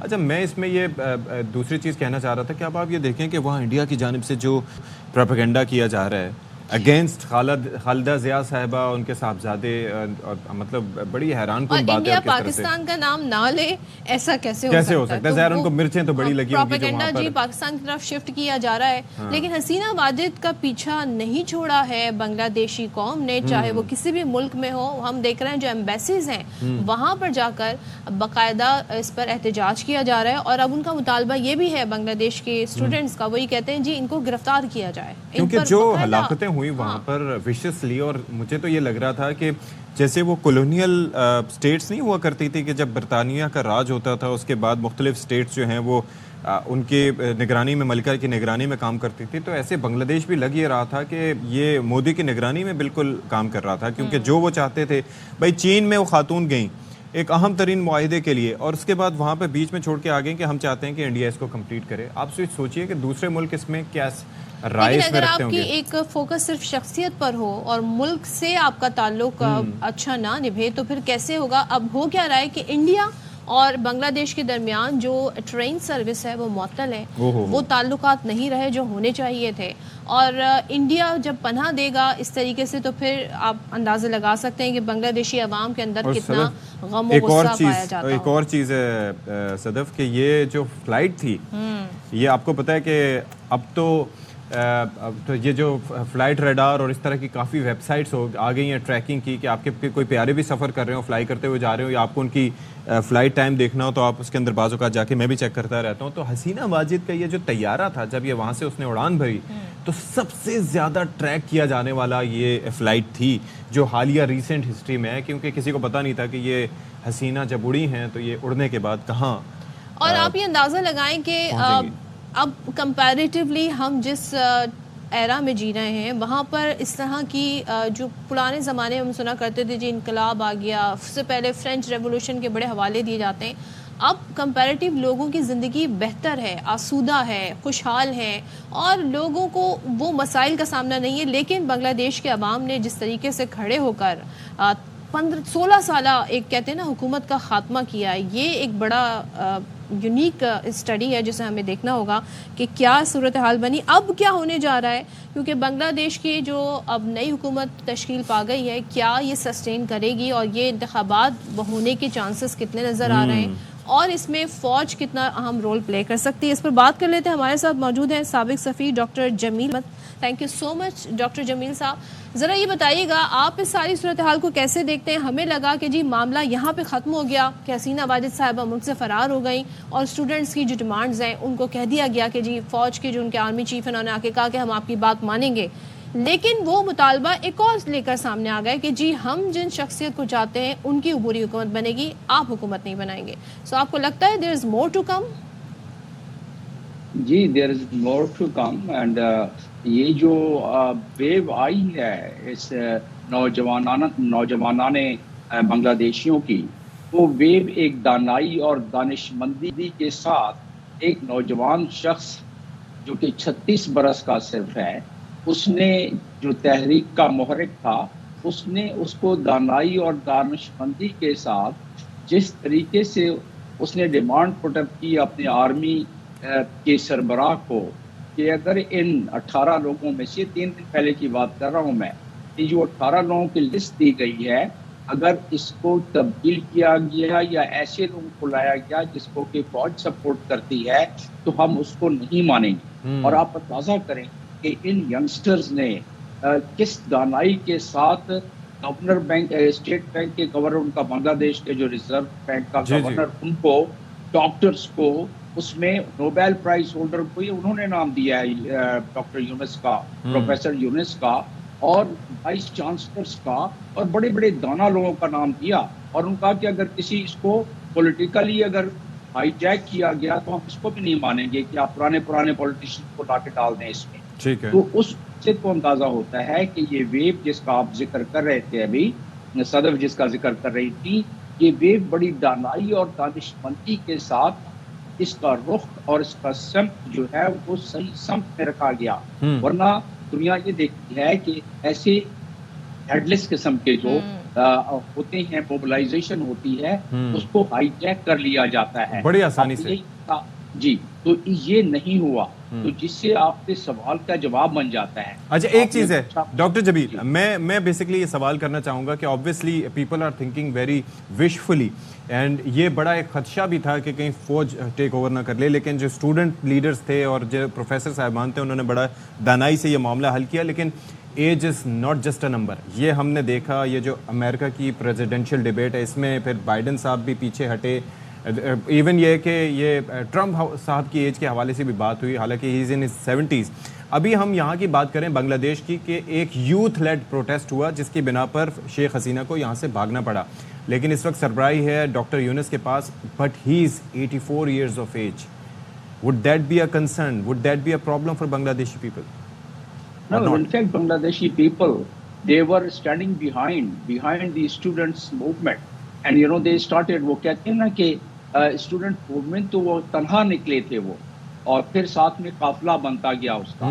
تو وہ بنگلہ دیشی آپ نے دیکھا کہ جو لاسٹ 100 آدمیوں جہاں بحق ہوئے 3 دن پہلے جو حسینہ واجد نے سلسلہ شروع کیا تھا, اس میں ہر ایج کے لوگ جہاں بحق ہوئے. آپ نے اس انسانوں کے سمندر کو دیکھا ہوگا کہ اس میں ہر عمر کے لوگ موجود تھے. تو وہ پیچھے کھڑے ہو گئے ان اسٹوڈنٹس کے, یہاں تک کہ پولیٹیکل پارٹیاں کھڑی ہو گئی ان اسٹوڈنٹس کی. تو اس لحاظ سے اگر دیکھا جائے تو یہ 85 ایئرس کے نوبیل لوریٹ جو ہیں, ان پر پورے قوم نے بھروسہ کر لیا ہے نا, اور کتنی دانائی کی بات ہے. بجائے اس کے کہ کسی اور کو لے کے آتے ہیں. ہمارے ملکوں میں تو ایسا نہیں ہوا. اچھا ڈاکٹر جمیل صاحب, ایک چیز اور جو بڑا سب اس پہ کامنٹ کر رہے ہیں کہ اصل میں جس طریقے سے امریکہ کی شکست افغانستان میں ہوئی, اسی طریقے سے انڈیا کی بنگلہ دیش میں ہوئی. انڈیا کا جو ایک آپ سمجھ لیں کہ ایک پوری فوکس تھا, جو ان کی ایک فیور تھی وہاں پہ, وہ سارا فیور اب یہاں سے شفٹ ہو رہا ہے. لیکن اگر انڈیا حسینہ واجد کو جس طریقے سے انہوں نے پناہ دی اور سپورٹ کرتا ہے, تو آپ سمجھتے ہیں کہ بنگلہ دیش کے لوگوں میں غم و غصہ مزید بڑھے گا اگینسٹ انڈیا؟ بنگلہ دیش کے دلوں میں جو بات بیٹھی میں وہ یہی بیٹھی کہ حسینہ واجد جا کے گول میں بیٹھ گئے انڈین حکومت کی اور انڈین انٹیلیجنس کے. ایک مثال دیتا چلوں جو اخباروں میں نہیں آیا ہے, کہ حسینہ واجد نے, یہ رپورٹ ہیں ویسے, کہ حسینہ واجد نے انڈیا کے انٹیلیجنس کو بلا لیا اپنے لا انفورسنگ ایجنسیز کے ساتھ ملا کے, اور انہوں نے وہ حربے اختیار کروائے ان کی لا ایجنسی سے جو کشمیر میں ہو رہے تھے. اور یہی وجہ ہے کہ وہ ظلم جو آپ نے دیکھا آخری 3 دنوں میں, وہ ظلم کی نوعیت اس قسم کی تھی. تو حسینہ واجد کے خلاف جو لوگوں کی قدورتیں بنی, ان قدورتوں میں ایک سر فہرست بات یہ بھی تھی. ویسے تو جب بھی ایسی ویو آتی ہے تو یہ بہت ساری قدورتوں کا ایک منبع اور مجمع ہوتا ہے, بلا شبہ, کہ 15 سال میں جمع ہوا.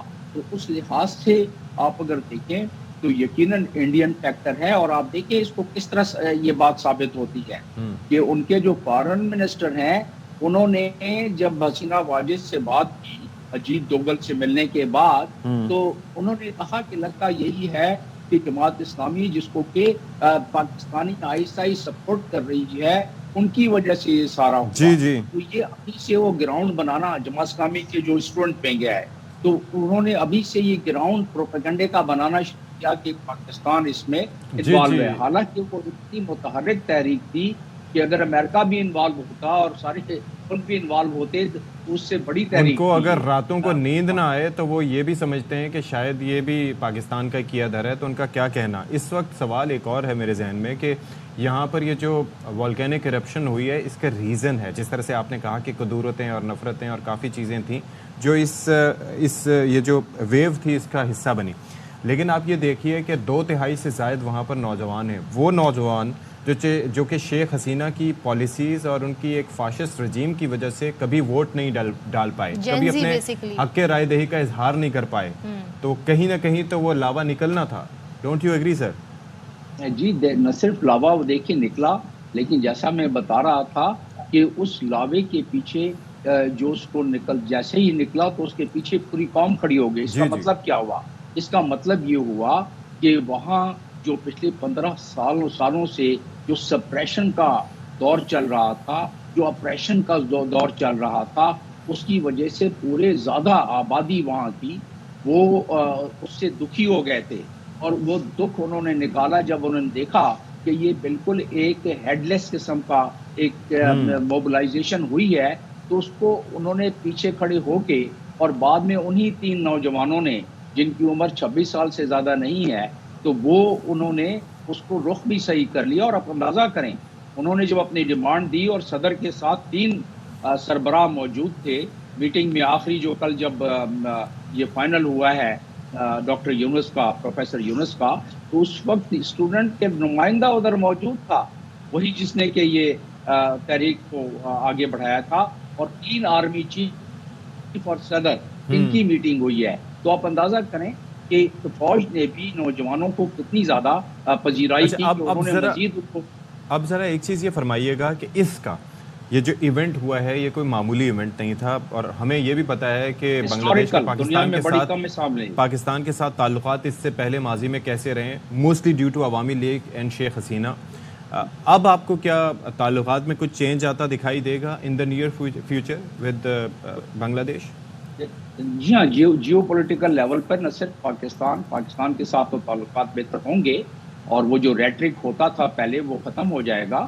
لیکن سب سے بڑی بات یہ ہے کہ مالدیپ کے بعد جہاں سے فوجیں مالدیپ کے صدر نے نکال دی انڈیا کی فوجوں کو جو کافی عرصے سے وہاں موجود تھیں، اور وہاں چائنا نے بہت زیادہ ڈیولپمنٹ شروع کر دی. بنگلہ دیش میں بھی BRI کے تحت چائنا نے ڈیولپمنٹ کی ہے، اور آپ نے جیسا خود کہا کہ 2-3 دن پہلے حسینہ واجد وہاں تھی اور 1 بلین کی بات ہو رہی تھی ریسا ریور پر جو برج بنا رہے تھے، تو اس کو انہوں نے پھر کہا چلیں ہم انڈیا سے لے لیتے ہیں اور انڈیا مدد ہماری کر دے گا. تو اس کا مطلب یہ ہوا کہ وہ انفلوئنس جو انڈیا ہمیشہ سے اختیار کر رہا تھا، اور خالدہ اپنا حسینہ واجد وہ اس انڈیا کے زوم پر اور ان کے زور پر اپنے لوگوں کو کچل رہی تھی، وہ تو دور ختم ہوا. تو ظاہر ہے اب جیو پولیٹیکل جو اثر رسوخ ہوتا ہے اس کا ایک فلو ہوتا ہے، اس فلو کے تحت انڈیا کا ظاہر ہے انڈیا ایک آخری بڑی اہم بات ہے کہ انڈیا چاہ رہا ہے، یہ کہیں اور خبر نہیں آئی ہے، انڈیا چاہ رہا ہے کہ ایگزائل کی گورنمنٹ حسینہ واجد سے بنوا دیں، اور اس کو کچھ ملکوں سے ایکسیپٹ کروا لیں. یہ نئی بات بتا رہا ہوں، کچھ ملکوں سے ایکسیپٹ کروا کے، اور اس کے بعد انڈیا ایک لیجیٹیمیٹ طریقے سے عوامی لیگ کے جو وہاں بننے والے اور سپورٹرز ہیں ان کے ذریعے پھر گڑبڑ کرنا شروع کر دے بنگلہ دیش میں. This is unlikely because جس طرح سے وہاں کے اسٹوڈنٹس اپنے مطالبات پر ڈٹے ہوئے ہیں تو ایسا لگتا نہیں کہ وہ اس پروپوزل کو کسی بھی طریقے سے ایکسیپٹ کر سکیں گے. Thank you so much. نفاق ڈالنے کی کوشش کی جا رہی ہے. بالکل، thank you so much doctor Jamil sahab, آپ نے ہمیں ایک نئے پرسپیکٹو سے چیزیں بتائیں. تو انٹرنیشنل سینیریو میں کیا ہو رہا ہے، بنگلہ دیش کے حالات کہاں پر جا رہے ہیں، یہ ہم نے آپ کے سامنے صورتحال رکھی. دیکھتے ہیں اب یہ جو بری حکومت بنی ہے اس کے بعد کیا مزید آگے مرحلے طے پاتے ہیں. اچھا جی، اب بات یہ ہے کہ پاکستان کے حوالے سے ہم بات کریں تو ہم اکثر بات کرتے ہیں کہ یہاں پر ٹیلنٹ بے شمار موجود ہے. صدف عبدالجبار کو آپ دیکھتے ہیں تو آپ کو اندازہ ہوتا ہی ہوگا. کیسے خوشی نہیں ہو رہی آج میں نے آپ کی بات کی، اپنی نہیں کی. لیکن بات یہ ہے کہ وہ اکثر ہم شعر پڑھتے رہتے ہیں، ذرا نم ہو تو یہ مٹی بڑی زرخیز ہے ساقی. مجھے یہ لگتا ہے کہ ہمیں باقی شعبوں میں بھی کافی کام کرنا چاہیے اور کافی چیزیں پاکستان بنانے کی اہلیت اور کیپیسٹی رکھتا ہے، لیکن یہاں پر فوکس ہمارا موسٹلی امپورٹس پہ ہوتا ہے.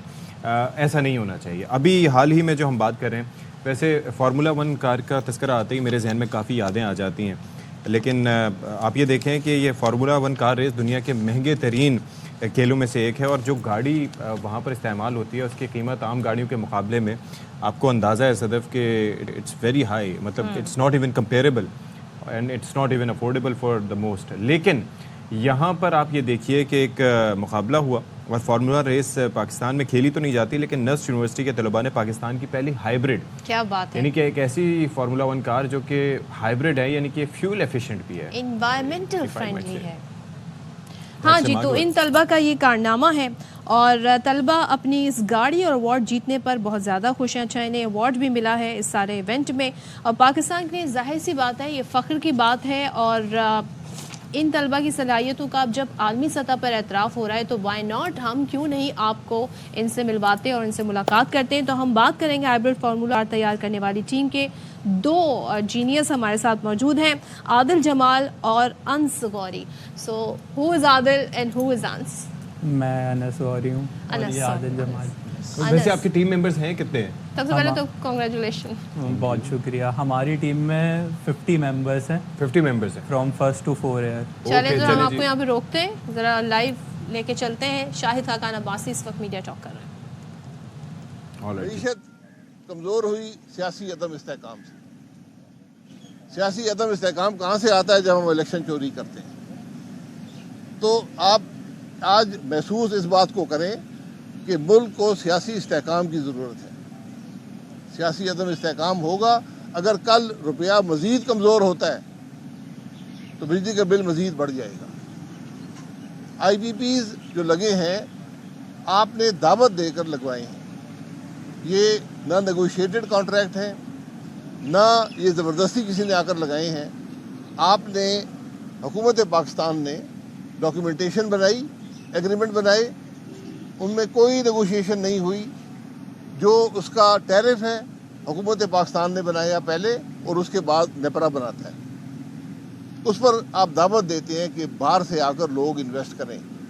لوگوں نے انویسٹ کیا, آج آپ ان کو کہہ رہے ہیں یہ چور ہیں, تو کل کون آپ کے ملک میں انویسٹ کرے گا؟ اس کی واضح حقیقت یہ ہے کہ لوگ ملک میں آج انویسٹ نہیں کر رہے. سولر کے لیے ہم نے شاید دنیا کا سب سے بہترین ٹیرف دیا 3.41 سینٹ کا. اس پر کوئی 2 دفعہ کوشش ہوئی, کوئی انویسٹمنٹ پاکستان میں نہیں آئی. اس لیے جب ہم یہ الزامات لگاتے ہیں, جب یہ باتیں کرتے ہیں, اور میں آپ کو حقیقت سے کہتا ہوں میں نے سب کی باتیں سنی ہیں, مجھے کوئی دلیل وہاں نظر نہیں آتی. یہ صرف جو اپنی خرابی ہے, جو ناکامی ہے پاور کے نظام کی, وہ کسی اور پر ڈالنے کی کوشش ہے. اس نظام کو درست کریں. ابھی آپ یہ بھی ضرور آپ کو جاننا چاہیے کہ ابھی جو سرکولر ڈیٹ ہے, جو ڈسٹریبیوشن کمپنیز میں چوری ہے, اس کا بوجھ عوام پر نہیں ڈالا جا رہا. وہ آج بھی حکومت کی کمپنیوں پر وہ بوجھ ہے. اگر آپ وہ بھی ڈالیں گے تو آپ کا جو پر یونٹ کاسٹ ہے, جو 6 سے 8 روپے, مجھے پتہ نہیں صحیح رقم کیا ہے, 6 سے 8 روپے فی یونٹ وہ بھی بڑھ جائے گی. یہ بوجھ آج حکومت کی کمپنیاں برداشت کر رہی ہیں, جس میں پی ایس او ہے, او جی ڈی سی ہے, پاکستان پیٹرولیم ہے, سوئی ناردرن ہے, سوئی سدرن ہے. وہ بینک سے قرضے لے کر 20-22% سود پر یہ برداشت کر رہے ہیں. یہ نظام نہیں چل سکتا. تو آج الزامات لگانے کا, کل آپ نیب, آج آئی بی پی میں الزام لگانے کل کیا ہوگا؟ نیب کے کیس بنیں گے, کل ان کے افسران یہاں اس عدالت کے باہر کھڑے ہوں گے, 1 سال بعد بھی کھڑے ہوں گے, 2 سال بعد بھی کھڑے ہوں گے, 3 سال بعد بھی کھڑے ہوں گے, 10 سال گزر جائیں گے, پتہ چلے گا جی کسی کا قصور نہیں تھا. اور انویسٹمنٹ آپ کے ملک میں نہیں آئے گی, اور جو آئے گی وہ بہت مہنگی آئے گی. تو یہ اپنے ملک سے دشمنی مت کریں. اگر آپ کے کوئی ذاتی اختلافات ہیں کسی کے ساتھ تو وہ علیحدہ نپٹا لیں, لیکن پاور نظام کے حقائق عوام کے سامنے رکھنا بڑا ضروری ہے. اچھا شاہد صاحب یہ بتائیے گا, ملک میں معاشی استحکام بھی نہیں ہے اور آپ کے بقول کی سیاسی استحکام بھی اس وقت نہیں ہے. اس وقت ہم جو بنگلہ دیش کی صورتحال دیکھ رہے ہیں, کیا آپ کو لگتا ہے کہ پاکستان کی صورتحال بھی اسی جانب جا رہی ہے؟ دیکھیں, آپ کہتے ہیں کہ شاید سیاسی استحکام, میرے خیال میں تو سیاسی استحکام میں نہیں ہے. جب سیاسی عدم استحکام ہوگا معیشت نہیں چلے گی. بنگلہ دیش میں کیا ہوا؟ بنگلہ دیش میں آئین کی نفی ہوئی. ایک ڈیموکریٹک, سو کال ڈیموکریٹک سیٹ اپ نے کی. آپ اقتدار میں آ گئے, عوام کے ووٹ سے آئے, آپ نے اقتدار کو طول دینے کے لیے آپ نے الیکشن رگ کرنے شروع کر دیے. یہ میں بنگلہ دیش کی بات کر رہا ہوں. ایک الیکشن رگ کیا. پچھلے سال جو الیکشن ہوا اس میں وہاں پر کیا ہوا, وہ فروری 8 کی یاد بھی ختم کر دیتے ہیں. وہ جو الیکشن ہے اس کا اثر کیا ہوا؟ ایک صرف وہاں معیشت بھی بہتر ہے, وہاں پر بجلی بھی سستی ہے, وہاں پر روزگار کے مواقع بھی ہیں. لیکن جب آپ عوام کی رائے کو دبائیں گے, عوام کی رائے کی نفی کریں گے, عوام کو انصاف نہیں ملے گا, تو پھر وہ ہوگا جو بنگلہ دیش میں ہوا کہ صرف نوکریوں کے کوٹے پر یہ سارا معاملہ پیدا ہوا اور وہ پھیل گیا, اور ملک کے وزیر اعظم کو چند منٹ کے نوٹس پر ملک سے بھاگنا پڑا. اس میں ہمارے لیے بہت سے سبق ہیں. یہ سبق ذرا اس تاریخ کو ضرور دیکھیں کہ بنگلہ دیش میں تقریباً ہمارے برابر کا ملک ہے, وہی سیاسی کلچر ہے, وہی سب باتیں ہیں. ہم آج سے 50 سال پہلے تک ملک بھی ہمارا ایک تھا. یہ بہت سے سبق ہیں اس کے اندر. وہاں پر جو فال بیک سچویشن وہ فوج تھی جو ہمارے ملک میں بھی ہوا کرتا تھا, شاید وہ فال بیک آج آپ کو میسر نہ ہو. اس لیے یہ ہم سب کے لیے بڑا لمحہ فکریہ ہے کہ کل اگر نوجوان سڑک پر آ گیا اپنی ناانصافی کے خلاف, روزگار کے مواقع نہ ملنے کے خلاف, ملک میں ہر قسم کے عدم استحکام کے خلاف, تو آپ کیا کریں گے؟ کیا ہم انتشار کی طرف جائیں گے؟ آج وقت ہوتا ہے ان معاملات پر کو حل کرنے کا, نوجوان کے مسائل کو سننے کا اور اس کا مداوع کرنے کا. اچھا, آئی پی پیز کی بات ہو رہی تھی, تو کیا تمام آئی پی پیز کے ریٹ ایک ہی ہیں, کیونکہ کہا یہ جا رہا ہے یا یہ دعویٰ کیا جا رہا ہے کہ جو سلمان شہباز کے پلانٹس ہیں یا جہانگیر گرین کے پلانٹس ہیں وہ $18 یا $18 کے تو کوئی اس کا ریٹ ہے, جب باقی سب کا زیادہ ہے. دوسرا, آپ جس شہر میں کھڑے ہیں, پاکستان کا سب سے بڑا شہر ہے, یہ الیکٹرک سے یہاں کے لوگ تنگ ہیں, لیکن حکومت نے پھر 20 سال کا کانٹریکٹ ان کا بڑھا دیا. آپ لوگوں نے کہا تھا کہ آپ لوگ چھوڑ جائیں گے اس کے خلاف. آل رائٹ جی, شاہد خاقان عباسی صاحب گفتگو فرما رہے تھے الف صبح کراچی میں میڈیا سے. ہم بات کر رہے تھے, ہمارے ساتھ دو ہونہار نوجوان طلبہ موجود ہیں, عادل جماعت اور انس فوری. Thank you so much for joining us once again. ابھی آپ اپنا تعارف ہی کروا رہے تھے, تو 50 رکنی بیسکلی آپ کی ٹیم تھی جس نے پارٹیسپیٹ کیا اس ایونٹ میں, تو ہم ان سب کا ہی ظاہر ہے کہ شکریہ ادا کرنا چاہیں گے. 160 کنٹریز کی representation all over the world. تو آئی مین کیا اس کے اندر ڈفرینٹ تھا, because you came here earlier as well, اس وقت ڈیزائننگ فیز تھا, بالکل. اب کیا ہوا مزید فردر اس میں؟ ڈیزائن فیز کے بعد ہمارا اس کے بعد 3-4 مہینے کا مینوفیکچرنگ فیز ہوا, جس میں ہماری ٹیسٹنگ بھی تھی. تو ہم نے ایک ہائبرڈ کار بنائی, جس کمپٹیشن میں ہم جاتے ہیں وہاں پہ کیٹیگری نئی ہے بیسکلی. اوکے, صرف 2 سے 3 ٹیمز ہائبرڈ گاڑی بنا رہی ہیں. سو ہم پاکستان سے پہلی فارمولا اسٹوڈنٹ ٹیم تھے, اور ایونچولی ایک ایسی ٹیم تھے جس نے پہلی بار ایک ہائبرڈ گاڑی بنائی. تو ویسے وہاں پر سوال کوئی عربی نہیں تھا جس نے سوال, حبیبی why hybrid, we have money, we have fast cars, we can afford it, why hybrid? وہ عربی تو نہیں تھا, لیکن ہمارے پاس ایک لیپ ٹائم سیمولیشن ماڈل ہوتا ہے, اس پہ ہم گاڑی کو ٹیسٹ کرتے ہیں. مطلب ایک سرٹن ٹائم میں کتنی دیر میں یہ لیپ کمپلیٹ کرتے ہیں؟ بالکل. تو پہلے ہم کمبشن گاڑی بناتے تھے, پھر ہم نے جب موٹرز کے ساتھ اس کو ٹیسٹ کرا تو ہمارے لیپ ٹائم اچھے آ رہے تھے. مطلب وی ور میکنگ 1 سیکنڈ گاڑی تیز تھی, کہیں پہ 0.6 سیکنڈ تیز تھی. سو وی وینٹ ود ہائبرڈ, کیونکہ اتنا فرق ہمیں کمپٹیشن جتوانے میں مدد کر سکتا ہے, اور وہ ہم نے اپنے ریزلٹ میں بھی دیکھا. جو ظاہر formula 1 car race is all about speed, you know, تو کیا اس کی اسپیڈ پہ بھی کوئی فرق پڑتا ہے ہائبرڈ کار ہونے سے؟ نہیں جی, اس پہ فرق پڑتا ہے, کیونکہ آپ کو انیشیلی جب موٹر سے زیادہ ایکسیلریشن ملتی ہے اور کمبشن پہ کم ملتی ہے, تو آپ جب اس کو ہائبرڈ پہ لے کے جائیں گے تو آپ کو ایکسیلریشن بھی زیادہ ملے گی اور آپ آگے زیادہ تیز جا سکتے ہیں. یعنی کہ سٹارٹ میں جو وہ ہوتا ہے نا, انجن کو پش چاہیے ہوتا ہے, تو وہ آپ سمجھتے ہیں کہ ہائبرڈ سے زیادہ بہتر ملتا ہے. اوکے, دیٹس کول. یہ تو اندازہ نہیں تھا. ویسے اندازہ تو تھا اگر ہائبرڈ گاڑی ہو تو, کیونکہ وہ فوراً ساؤنڈ لیس اس کے سٹارٹ ہوتا ہے, اور یہ وہ اندازہ تو ہم کر کے ہی بناتے ہیں. پہلے سیمولیشن کرتے ہیں بیسکلی ڈیزائن فیز میں, پھر مینوفیکچر کرتے ہیں. تو آپ کو لگتا ہے کہ یہ جو فارمولا 1 ریسز ہوتی ہیں اس میں کبھی پریکٹیکلی یہ انکارپوریٹ ہو سکتی ہے یہ چیز؟ بالکل. فارمولا 1 کے جو ابھی پاور ٹرین ہوتی ہے وہ زیادہ تر ہائبرڈ پاور ٹرین ہوتی ہے. اچھا جی. اچھا, تو باقی جو کنٹریز تھیں ان کے بھی ماڈل سملر تھے یا کچھ ڈفرینٹ چیزیں تھیں؟ جو باقی کنٹریز تھی اس میں وہاں پہ کمبشن کلاس بھی تھی, الیکٹرک بھی تھی, اور ہائبرڈ بھی تھی. اور ہائبرڈ کلاس میں ہم اوور آل سیکنڈ آئے, اور ڈیزائن ایونٹ میں ہم ایشین ٹیمز میں سے فرسٹ آئے. کیا بات ہے. تو ایشین ٹیمز میں انڈیا بھی ہوگا, باقی سارے بھی ہوں گے؟ جی انڈیا بھی تھا. آئی مین دیکھیں اس کے اندر یہ ہوتا ہے کہ بجٹنگ ایشوز بھی ظاہر ہے, کافی سارے پرابلمس ہوتے ہیں, فنڈز کلیکٹ کرنا, فنڈز اکٹھے کرنا, ظاہر ہے کہ اسپانسرز بھی ہوتے ہیں, لیکن پھر بھی آسان نہیں ہوتا. ان میں let's talk about the Indian team. فرق کیا آپ نے دیکھا ان کی تیاری میں اور اپنی میں؟ فرق یہ ہوتا ہے کہ ہمارے بہت سے ایونٹ ہوتے ہیں, کاسٹ ہوتا ہے, مینوفیکچرنگ ہوتا ہے اور ڈیزائن ہوتا ہے. تو اب فرق ہم نہیں دیکھتے, فرق دیکھتے ہیں وہاں پہ جج ہوتے ہیں. دے آر ایکچوئل فارمولا 1 کے, مطلب جو فارمولا 1 میں کام کر رہے ہوتے ہیں, تو وہ ایک ڈیزائن رپورٹ تیار کرتے ہیں. تو آبویسلی ہمارے پاس اسپانسر بھی زیادہ تھے. ہمارے sponsor D P World, P S O, Tesla, so we have huge sponsor جس نے ہمیں زیادہ اینڈ دیا ان کے اوپر. اور ہماری گاڑی کو جب وہاں پہ ٹیسٹ کرا گیا تو وہ ان سے بہتر تھی ان کے ڈیزائن میں. ڈیزائن میں آپ لوگوں نے ایشیا میں فرسٹ پوزیشن, سو کیا ڈیزائن میں کیا خاصیت ہے؟ ڈیزائن میں سب سے بڑی خاصیت یہی تھی کہ ہم ایک اچھی ہائبرڈ گاڑی بنا کے لے کے گئے تھے وہاں پہ, کیونکہ ہائبرڈ گاڑی بنانا الیکٹرک اور کمبشن سے مشکل ہوتا ہے, because you are working with both combustion and electric power train. آپ دونوں چیزیں چاہیے. ہاں, تو ہمارا یونیک سیلنگ پوائنٹ وہاں پہ یہی تھا. اوکے.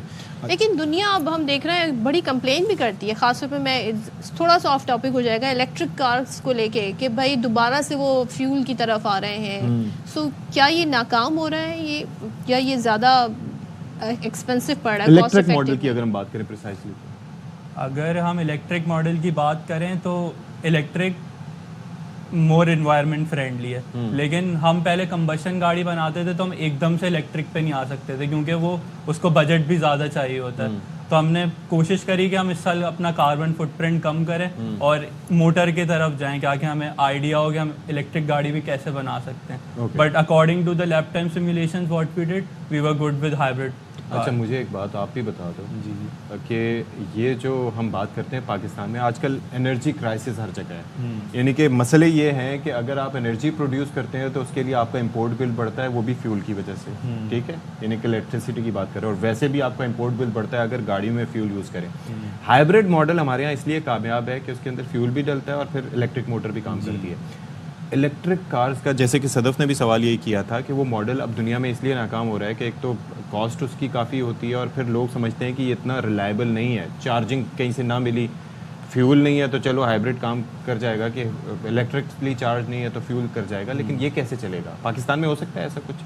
پاکستان میں سر تھوڑا مشکل ہے. ہم لوگوں نے الیکٹرک نہ بنانے کی بھی اس سال ایک وجہ یہ بھی تھی کہ الیکٹریکل کافی ہیوی ہوتی ہیں, کیونکہ بہت زیادہ بیٹریز بھی ہوتی ہیں اس کے اندر. تو ہم لوگ اس بار ایک اچھے اپروچ پہ گئے کہ ہم نے کمبشن انجن کے ساتھ ایک چھوٹے بیٹری پیک کو ساتھ کمبائن کر کے ہم نے آگے کے اپنے فرنٹ ویلز جو ہیں وہ موٹر سے پاور کر لی, اور پیچھے کے جو ہمارے ریئر ویلز تھے ان کو ہم نے کمبشن انجن سے پاور کر کے کافی اچھا کمبینیشن بنا لیا, جس سے ہمیں انیشیل ایکسیلریشن بھی مل گئی اور ہمیں زیادہ پاور بھی مل گئی. Okay, very nice. اچھا, مجھے کیوں مطلب کبھی خود بھی ٹرائی کیا ہے, یا شوق ہے کہ کبھی میں بھی ذرا فارمولا ریس جو ہے ڈرائیو کروں کبھی گاڑی فارمولا؟ جی, میں نے بھی گاڑی کو ڈرائیو کرا ہے. ہمارے یہاں یونیورسٹی میں ایک ریسنگ ٹریک بھی ہے, مطلب وہ ایک نیوی کا پریڈ گراؤنڈ ہے, لیکن ہم اس کو as a racing track use کرتے ہیں پرمیشن لے کے. تو ہم نے اپنی گاڑی آئی گیس 3 ویکس کے لیے ٹیسٹ بھی کری تھی. Okay, and it goes like a formula car. کتنی ریس تک سیفلی لے کے کتنی میکسیمم ہم گئے تھے 222 پہ نا آئی گیس. میکسیمم ہم جا سکتے ہیں 222 تک, لیکن اتنا بڑا ٹریک نہیں تھا اور اتنا لمٹ پش بھی نہیں کرتے, سیفٹی کنسرن. آئی ریممبر کہ بوگیٹی کی جو گاڑیاں بنتی ہیں نا, تو ان کے لیے تو ریس, ان کے لیے ٹریک بھی الگ بنتا ہے, کیونکہ وہ جتنی رفتار ان کی ہوتی ہے 450 کلومیٹر, وہ نارملی وہ بھی بہت لمبا اسٹریٹ چاہیے, بہت لمبا اس کے لیے چاہیے ہوتا ہے. اچھا, میں بیسکلی آپ دونوں سے, آپ چونکہ انجینئرز ہیں اور آپ اس بارے میں معلومات رکھتے ہیں, پاکستان میں جب آپ گاڑی چلتے ہوئے بھی دیکھتے ہوں کہ آپ کو اندازہ ہو یار اس میں یہ چیز ایسی ہو جاتی ہے, یہ گاڑیاں ایسے بن رہی ہوتی ہیں, تو کیا کچھ سجیشنز ہیں آپ کے لیے پاکستانی مارکیٹ کے لیے؟ پاکستانی مارکیٹ کے لیے پاکستان میں گاڑیاں تو کم بنتی ہیں, امپورٹ ہوتی ہیں, لیکن الیکٹریکل کار سب بن رہی ہیں, اسمبل ہوتی ہیں بیسیکلی بس. لیکن اتنا پروفیشنل لیول پہ دیکھنا وہ جب ہی پتہ چلتا ہے جب گاڑی گیراج میں جاتے ہیں, تو گیراج میں دیکھ کے بتا سکتے ہیں کہ کیا مسئلہ ہے. اب آپ کا یہ ماڈل جو ہے, اب اس کا نیکسٹ فیز کیا ہے؟ اب کیا کریں گے آپ کو؟ اس کا نیکسٹ فیز یہ ہے کہ ابھی تو ہماری گاڑی واپس شپ ہو کے آ رہی ہے, تو اس کو 2 months لگیں گے. پھر ہم جب ہماری گاڑی آئے گی تو ہم اس میں ایک SBG سسٹم لگا ہوتا ہے جس کے تھرو ہم ڈیٹا نکالتے ہیں گاڑی سے, تو ہم اس سے میکسیمم ڈیٹا نکالیں گے کیا کہ ہم اپنی جو نیکسٹ گاڑی بنائیں گے اس کے لیے یوز کر سکیں. اور یہ جو ہمارا شپمنٹ والا کام تھا, اس کے لیے ہمیں economic minister of Pakistan to UK ہیں, ان کی بڑی ہیلپ کی, ڈاکٹر डॉक्टर समीना जहरा, तो उनका भी मैं बहुत शुक्रिया करता हूँ। वो आपको देख रही होंगी डॉक्टर समीना। अगर नाम गलत ले लेते ना फिर उन्होंने बताना था फिर। चले आदिल और Anas, thank you so much, आप दोनों का बहुत शुक्रिया। और देखें क्या बात है, हमारे ज़हीन तलबा क्या में नाम बना रहे हैं पाकिस्तान का। मेरे अलावा भी लोग हैं तो कोई बात जो नहीं, नाम बना रहे हैं। ब्रेक ले रही हूँ मैं यहाँ पे, ब्रेक के बाद आते हैं।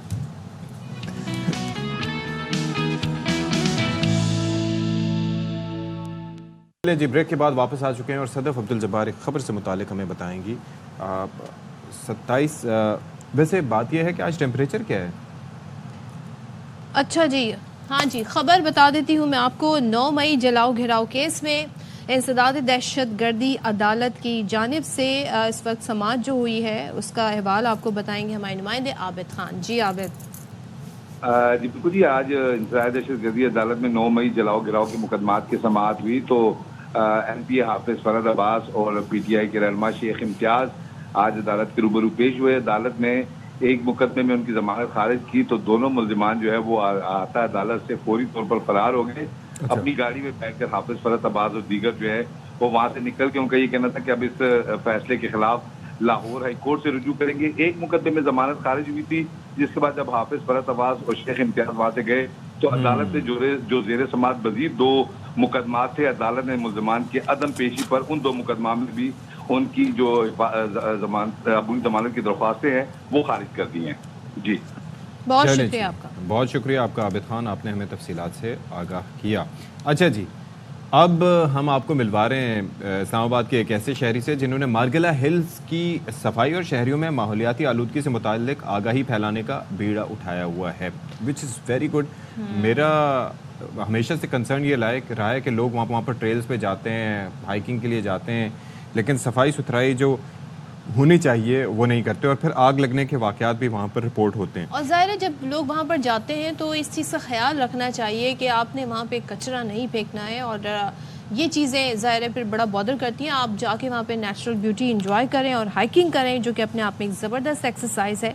तो Mansoor sherwani Islamabad wild life management board के साथ बतौर रज़ाकार काम कर रहे हैं और उनकी खिदमत के अतराफ़ में उन्हें अवेयरनेस मैन बुलाया जाता है। क्या बात है। मंसूर ने मार्गिला की सफाई का मिशन शुरू किया है, कैसे किया, ये ख्याल क्यों आया और क्यों वो ये समझते हैं कि इसमें ज़रूरी हो गया है ये अब ये करना, और क्या लोग वाकई में मतलब इन्वायरमेंट तो हमारा इतना आलूदा हो गया है लेकिन क्या हम भी अपनी अवेयरनेस के बावजूद अभी भी इसी तरीके से कचरा फेंकते हैं और ख़ास तौर पे इस तरह की खूबसूरत जगहों को डैमेज कर रहे हैं। तो बात कर लेते हैं उनसे। हमारे साथ मौजूद हैं माहौलियाती रज़ाकार Mansoor sherwani. Mansoor, thank you so much और आपको अप्रिशिएट करूँगी मैं कि आप ज़बरदस्त काम कर रहे हैं। सबसे पहले तो बताइएगा आपको कब ये अंदाज़ा हुआ कि भाई आपका नाम अवेयरनेस मैन के तौर पे रखा गया, लेकिन ये आपने कब से शुरू किया, क्यों आपको ये ख्याल आया और ये कैंपेन आपकी का मोटिव क्या है, क्या गोल है, क्या इसमें आप चाहते हैं और लोग भी शामिल हों या आप सिर्फ अवेयरनेस क्रिएट करना चाहते हैं? जी बिस्मिल्लाहिर्रहमानिर्रहीम, अस्सलाम वालेकुम। सबसे पहले आपका शुक्रिया, AIY का शुक्रिया कि मुझे यहाँ आने का मौका दिया और हमारी अवेयरनेस को आगे फैलाने का एक और मौका दिया। देखिए, मैं एक नेचर लवर तो था ही बचपन से, फिर जब मैं मार्गिला हिल्स नेशनल पार्क में हाइकिंग करने जाता था तो मैं देखता था कि लोग रूल्स को फॉलो नहीं कर रहे हैं, बस लिटरिंग कर रहे हैं, स्मोकिंग कर रहे हैं, मंकी फीडिंग कर रहे हैं। तो मैंने कहा तो ये चीज़ें बड़ी बुरी लगती थी। मैं कहता था कि क्यों ऐसा लोग कर रहे हैं। हमारा एक एटीट्यूड ये है कि जहाँ खाते हैं फेंकते हैं, जहाँ पीते हैं फेंकते हैं। तो मैंने अपनी मदद आपके तहत में वहाँ पे खड़ा हुआ, मैंने लोगों को रोकना शुरू कर दिया।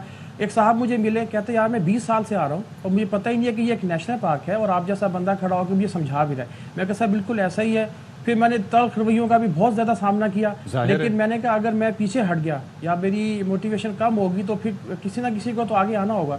तो इसी तरह मैं सारा दिन वहाँ खड़ा होता हूँ, फजर की नमाज़ पढ़ के चला जाता हूँ, सुबह से लेकर शाम तक मैं खड़ा होता हूँ। फिर मैं 15 दिन लगातार भी गया हूँ, इसलिए कि मुझे मार्गिला नेशनल पार्क से प्यार है। मैंने अपनी जो ज़िंदगी है इसके लिए वक्फ कर दी है। लेकिन मंसूर साहब मुझे ये बताइए कि जाहिर है कि कोई ना कोई किसी भी चीज़ से हमें मोहब्बत होती है या हमारी अटैचमेंट होती है तो उसके पसे पर्दा कोई ना कोई वाक़या होता है जो हमें किसी चीज़ से करीब करता है और इतनी अवेयरनेस क्रिएट करता है। आप सारे अपने काम काज छोड़ के अगर वहाँ पर मौजूद हैं, जाहिर है ये हमारी भी ख्वाहिश होती है कि हम कोई इस तरह का काम कर रहा हो तो रोकें, लेकिन अपनी ज़िंदगी उसके लिए हम वक्फ नहीं करते। तो ये क्या ऐसी चीज़ थी जिसने आपको इस जानिब माइल किया फ्रॉम द स्टार्ट? सर देखिए, मैं 3 साल पहले भी आपको बात बताई, जब मैं गया ना तो लोग रूल्स को फॉलो नहीं कर रहे थे। फिर वहाँ मुझे एक फैमिली मिली تو انہوں نے کہا کہ دیکھو یار لوگ یہاں کیسے کچرا پھیلا رہے ہیں، پاکستان کی خوبصورتی کا خیال نہیں کر رہے ہیں. تو وہ میں نے ان کی بات سنی ہے تو میرے دل میں اس بات نے کافی اثر کیا. تو میں نے اس ٹائم سوچا کہ بے شک جتنے بھی لوگ مخالفت کریں یا میرا مذاق بھی بہت لوگوں نے بنایا، لیکن میں کہا نہیں. میں نے دسمبر میں پھر پلاسٹک فری ایکٹیویٹی کا آغاز کر دیا ماگلا ہلز میں. تو میں خود ماڈل بنا. میں نے کچرا اٹھایا، ٹھیک ہے، میں نیچے گیا ہوں، اس پہ گھڑی پہ گن کے کافی 500 میٹر نیچے گیا ہوں. میں بوٹلز لے کے آیا ہوں. تو میں نے ایک صاحب نے کہا جی آپ نے بوٹل کیوں اٹھائی؟ میں کہا دیکھیں میں ڈسپوزیبل بوٹل لے کے آیا ہوں، اس کا ڈھکنا غائب ہے. یہاں پہ وائلڈ لائف بھی تو ہے، اگر کوئی جانور پرندہ کھا لے وہ مر جائے تو اس کا کون ذمہ دار ہوگا؟ تو بندہ سوچنے لگا، کہتا ہے جی واقعی آپ کی بات تو ٹھیک ہے، ہم پلاسٹک کو نہیں پھینکیں گے. دیکھیں ڈسپوزیبل بوٹل جو ہے نا، لوگ پتہ کیا کرتے ہیں، جب خالی ہوتی ہے بھاری ہو جاتی ہے. کیسے؟ ادھر ادھر دیکھتے ہیں اور جتنی دور ہو سکتا ہے پھینکتے ہیں کہ ہم نے تو پھینکی، باقی وائلڈ لائف چاہے کسی نے دیکھا نہیں. تو یہ جی کسی نے دیکھا نہیں. تو یہ چیزیں تھی مجھے اندر ہی اندر نا بے چین کرتی تھی. تو میں نے کہا نہیں یار میں یہ کام کروں گا. تو میری فیملی نے بھی میری فل سپورٹ کی. اب میں ہفتے میں 3 دن جاتا ہوں باگلا اس نیشنل پارک کو دیتا ہوں، سارے ٹریلز پہ جاتا ہوں. یہ چیز بھی ہے کہ سگریٹ کے ٹکڑے بھی لوگ پھینک دیتے ہیں، جس سے آگ لگنے کے واقعات بھی ایٹ ٹائمز رپورٹ ہوتے ہیں. ایک تو چیز یہ، دوسرا آپ نے کہا کہ جا رہے ہیں اور سگریٹ نوشی کر رہے ہیں، کیا کمبینیشن ہے. دوسرا ایک اور چیز بھی ہے کہ منصور کہ یہاں پر کچھ لوگ تو ظاہر ہے کہ پڑھے لکھے بھی ماشاءاللہ وہاں پر جاتے ہیں، جو کہ باقاعدہ طور پر اس کو ایک ہیلدی ایکٹیویٹی کے طور پر لے کے روزانہ وہاں پر for the sake of exercise اور فٹنس وہاں پر جاتے ہیں. پھر جو دور افتادہ جو گاؤں ہیں یا بہت سے لوگ سیر و تفریح کی غرض سے آتے ہیں، وہ لوگ بھی وہاں پر جاتے ہیں. آپ نے رویوں کا تذکرہ کیا کہ تلخ رویے بھی دیکھنے میں، کئی لوگ تو لڑنے کو بھی آ جاتے ہوں گے اگر آپ ان کو منع کرتے ہوں گے. تو کیسے یہ برداشت کرتے ہیں آپ سارا کچھ؟ سر دیکھیں یہ میں نے یہاں پہ سیکھا رہ کہ میں ویکینڈ پہ 4000 سے 5000 لوگ آتے ہیں. اب تو مجھے اتنا تجربہ ہو گیا کہ کس بندے سے کیسے بات کرنی ہے. میں ہمیشہ ہنس کے ملتا ہوں. دیکھیں تلخ رویے دل میں تکلیف کرتے ہیں. بس کہا کہ یہ آپ کے فادر کا جنگل ہے، میں تو جو مرضی کروں. میں نے کہا سر دیکھیں میرے دل میں بہت تکلیف ہوئی، لیکن میں جا کے ان کے گلے مل گیا. میں کہا سر آپ کتنے اسمارٹ ہیں، پڑھے لکھے ہیں، آپ ہمارا ساتھ نہیں دیں گے تو کون ساتھ دے گا؟ تو وہ اس بات پہ نا ہنس پڑے. اور وہ پھر میرے اب اتنے اچھے دوست بن گئے ہیں. مجھے کہتے ہیں منصور میں جا رہا ہوں اور میں وہاں پہ لوگوں کو روکوں گا بھی اور میں وہاں سے کچرا بھی اٹھا کے لے کے آؤں گا. اسی طرح بہت لوگوں نے مجھے بہت برا بلا بھی کہا، لیکن میں ڈٹا رہا. منصور کیا بات ہے، یہ آپ کا اچھا جیسچر ہے جس کی وجہ سے لوگ آپ کی بات سن بھی رہے ہیں. یہ بتائیے گا، آپ نے خود ذکر کیا کہ وہاں پہ لوگ بوٹلز پھینک دیتے ہیں، دیگر چیزیں ہوتی ہیں، وہاں کی وائلڈ لائف کے لیے بھی بڑا خطرہ ہے. اکثر بیشتر یہ شکایت بھی آتی ہے کہ جی اب لوگ وہاں پر جاتے ہیں، بندر ہوتے ہیں، ان کو کھانا کھلاتے ہیں، اس سے بھی بہت کچرا ہوتا ہے. اس کے کیا رولز ریگولیشنز ہیں، کیا لوگ انہیں فالو کرتے ہیں یا نہیں کرتے؟ آواز تھوڑی نہیں آ رہی تھی. اچھا وہاں پہ دیکھیں لوگ یہ کرتے ہیں، لیکن جب میں ان کو سمجھاتا ہوں، میں جب ڈیلی بیسس پہ گیا ہوں، جو روٹین کے آنے والے لوگ ہیں تو وہ اب بوٹلز انہوں نے ری یوزیبل لے لی ہیں. میں اسے کہتا ہوں ایک صاحب نا ڈسپوزیبل بوٹل لے کے آئے. میں نے کہا میں نے اپنی بوٹل ان کو پکڑائی. میں نے کہا سر یہ دیکھیں آپ کتنے اسمارٹ لگ رہے ہیں، خوبصورت لگ رہے ہیں. میں نے کہا آپ اپنی وائف سے پوچھیں. میں نے کہا بھابھی کتنے پیارے لگ رہے ہیں. کہتے واقعی بہت اچھے لگ رہے ہیں. تو اگلے دن وہ آئے اور مجھے دوسری بوٹل دکھا. کہتے ہیں تو نے میرا خرچہ کرا دیا لیکن اب میں یہ بوٹل لوں گا. پھر میں نے جب کچرا اٹھانا شروع کر دیا نا تو لوگ مجھے دیکھ کے میرے ساتھ اس میں شامل ہو گئے. اچھا ایک چیز یہ منصور کین یو ہیئر می؟ اچھا ہاں آواز پہنچ رہی ہے، اس کا مطلب ہے. میں یہ صدف کا سوال بیسکلی یہ تھا کہ آپ نے اپنی مہم کے دوران یہ بھی کیا کہ جو بندر وغیرہ وہاں پر ہوتے ہیں، اکثر لوگوں کی ہماری بھی خواہش ہوتی ہے کہ جا کے ان کو کچھ کھلا دیا جائے. آپ اس سے منع کرتے ہیں، اس کی کوئی ظاہر وجہ تو ہوگی؟ جی میں آپ کو بتاؤں نو منکی فیڈنگ ہمارا بہت بڑا میسیج ہے. اس کی وجہ یہ ہے کہ سر جب بندر اللہ تعالیٰ نے پیدا کیے ہیں تو ان کے نیچرل ہیبیٹیٹ میں کھانے پینے کی ہر چیز رکھی ہے. ہم بندروں کو خراب کرتے ہیں. مثلا میں ادھر اویئرنیس نو منکی فیڈنگ پہ اویئرنیس کر رہا تھا. ایک صاحب آئے اتنا بڑا ہاٹ پاٹ لے کے. میں کہا سر یہ کیا؟ کہتے ہیں اس میں دیسی گھی کے پراٹھے لے کے آئے. میں کہا سر یہ مجھے دے دیں، ہمیں ایسا مزیدار دیسی گھی نہیں ملتا. کہتے ہیں کہ جی مجھے کہتے ہیں تیری وجہ تو نا بندر بھوکے نہیں، تیرے پہ اللہ کا عذاب ہوئے گا. سر میرے پہ اللہ کا عذاب کیوں ہوگا؟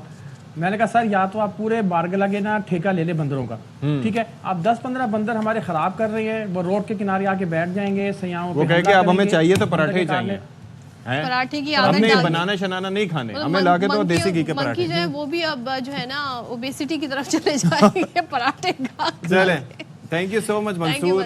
انشاءاللہ آپ سے ملاقات ہوگی کبھی اسلام کے چکر ہم جائیں گے ہائکنگ کریں گے تو منصور سے ملنے ضرور جائیں گے. کہ آپ یہ کام کر رہے ہیں. ہاں بریک کے بعد واپس چلے جی اب آپ کو زمین سے ہم خلا میں لیے چلتے ہیں اور خلا میں آپ کو بتاتے ہیں کہ یہاں پر ہی نہیں سارے خزانے موجود ہیں, وہاں بہت کچھ موجود ہے. تو مرکری کی بات کریں گے. نظام شمسی کا ایک سیارہ ہے, ارب خرب بلکہ خرب پتی آپ یہاں بن سکتے ہیں اگر آپ یہاں جا سکتے ہیں. سو یہاں پر لاتعداد ہیرے دریافت کیے گئے ہیں. ناسا کے مطابق نظام شمسی کے پہلے سیارے کی سطح کے نیچے ہیروں کی موٹی تہ چھپی ہوئی ہے. یقیناً یہاں پہ پہنچ جائیں گی وہ ملک, خاص طور پہ امریکہ وغیرہ پہنچ جائیں گے, دیکھیے گا, جو 16 کلومیٹر موٹی ہو سکتی ہے اور اس سے مرکری کے جغرافیائی ماضی کے سراغ بھی ملتے ہیں.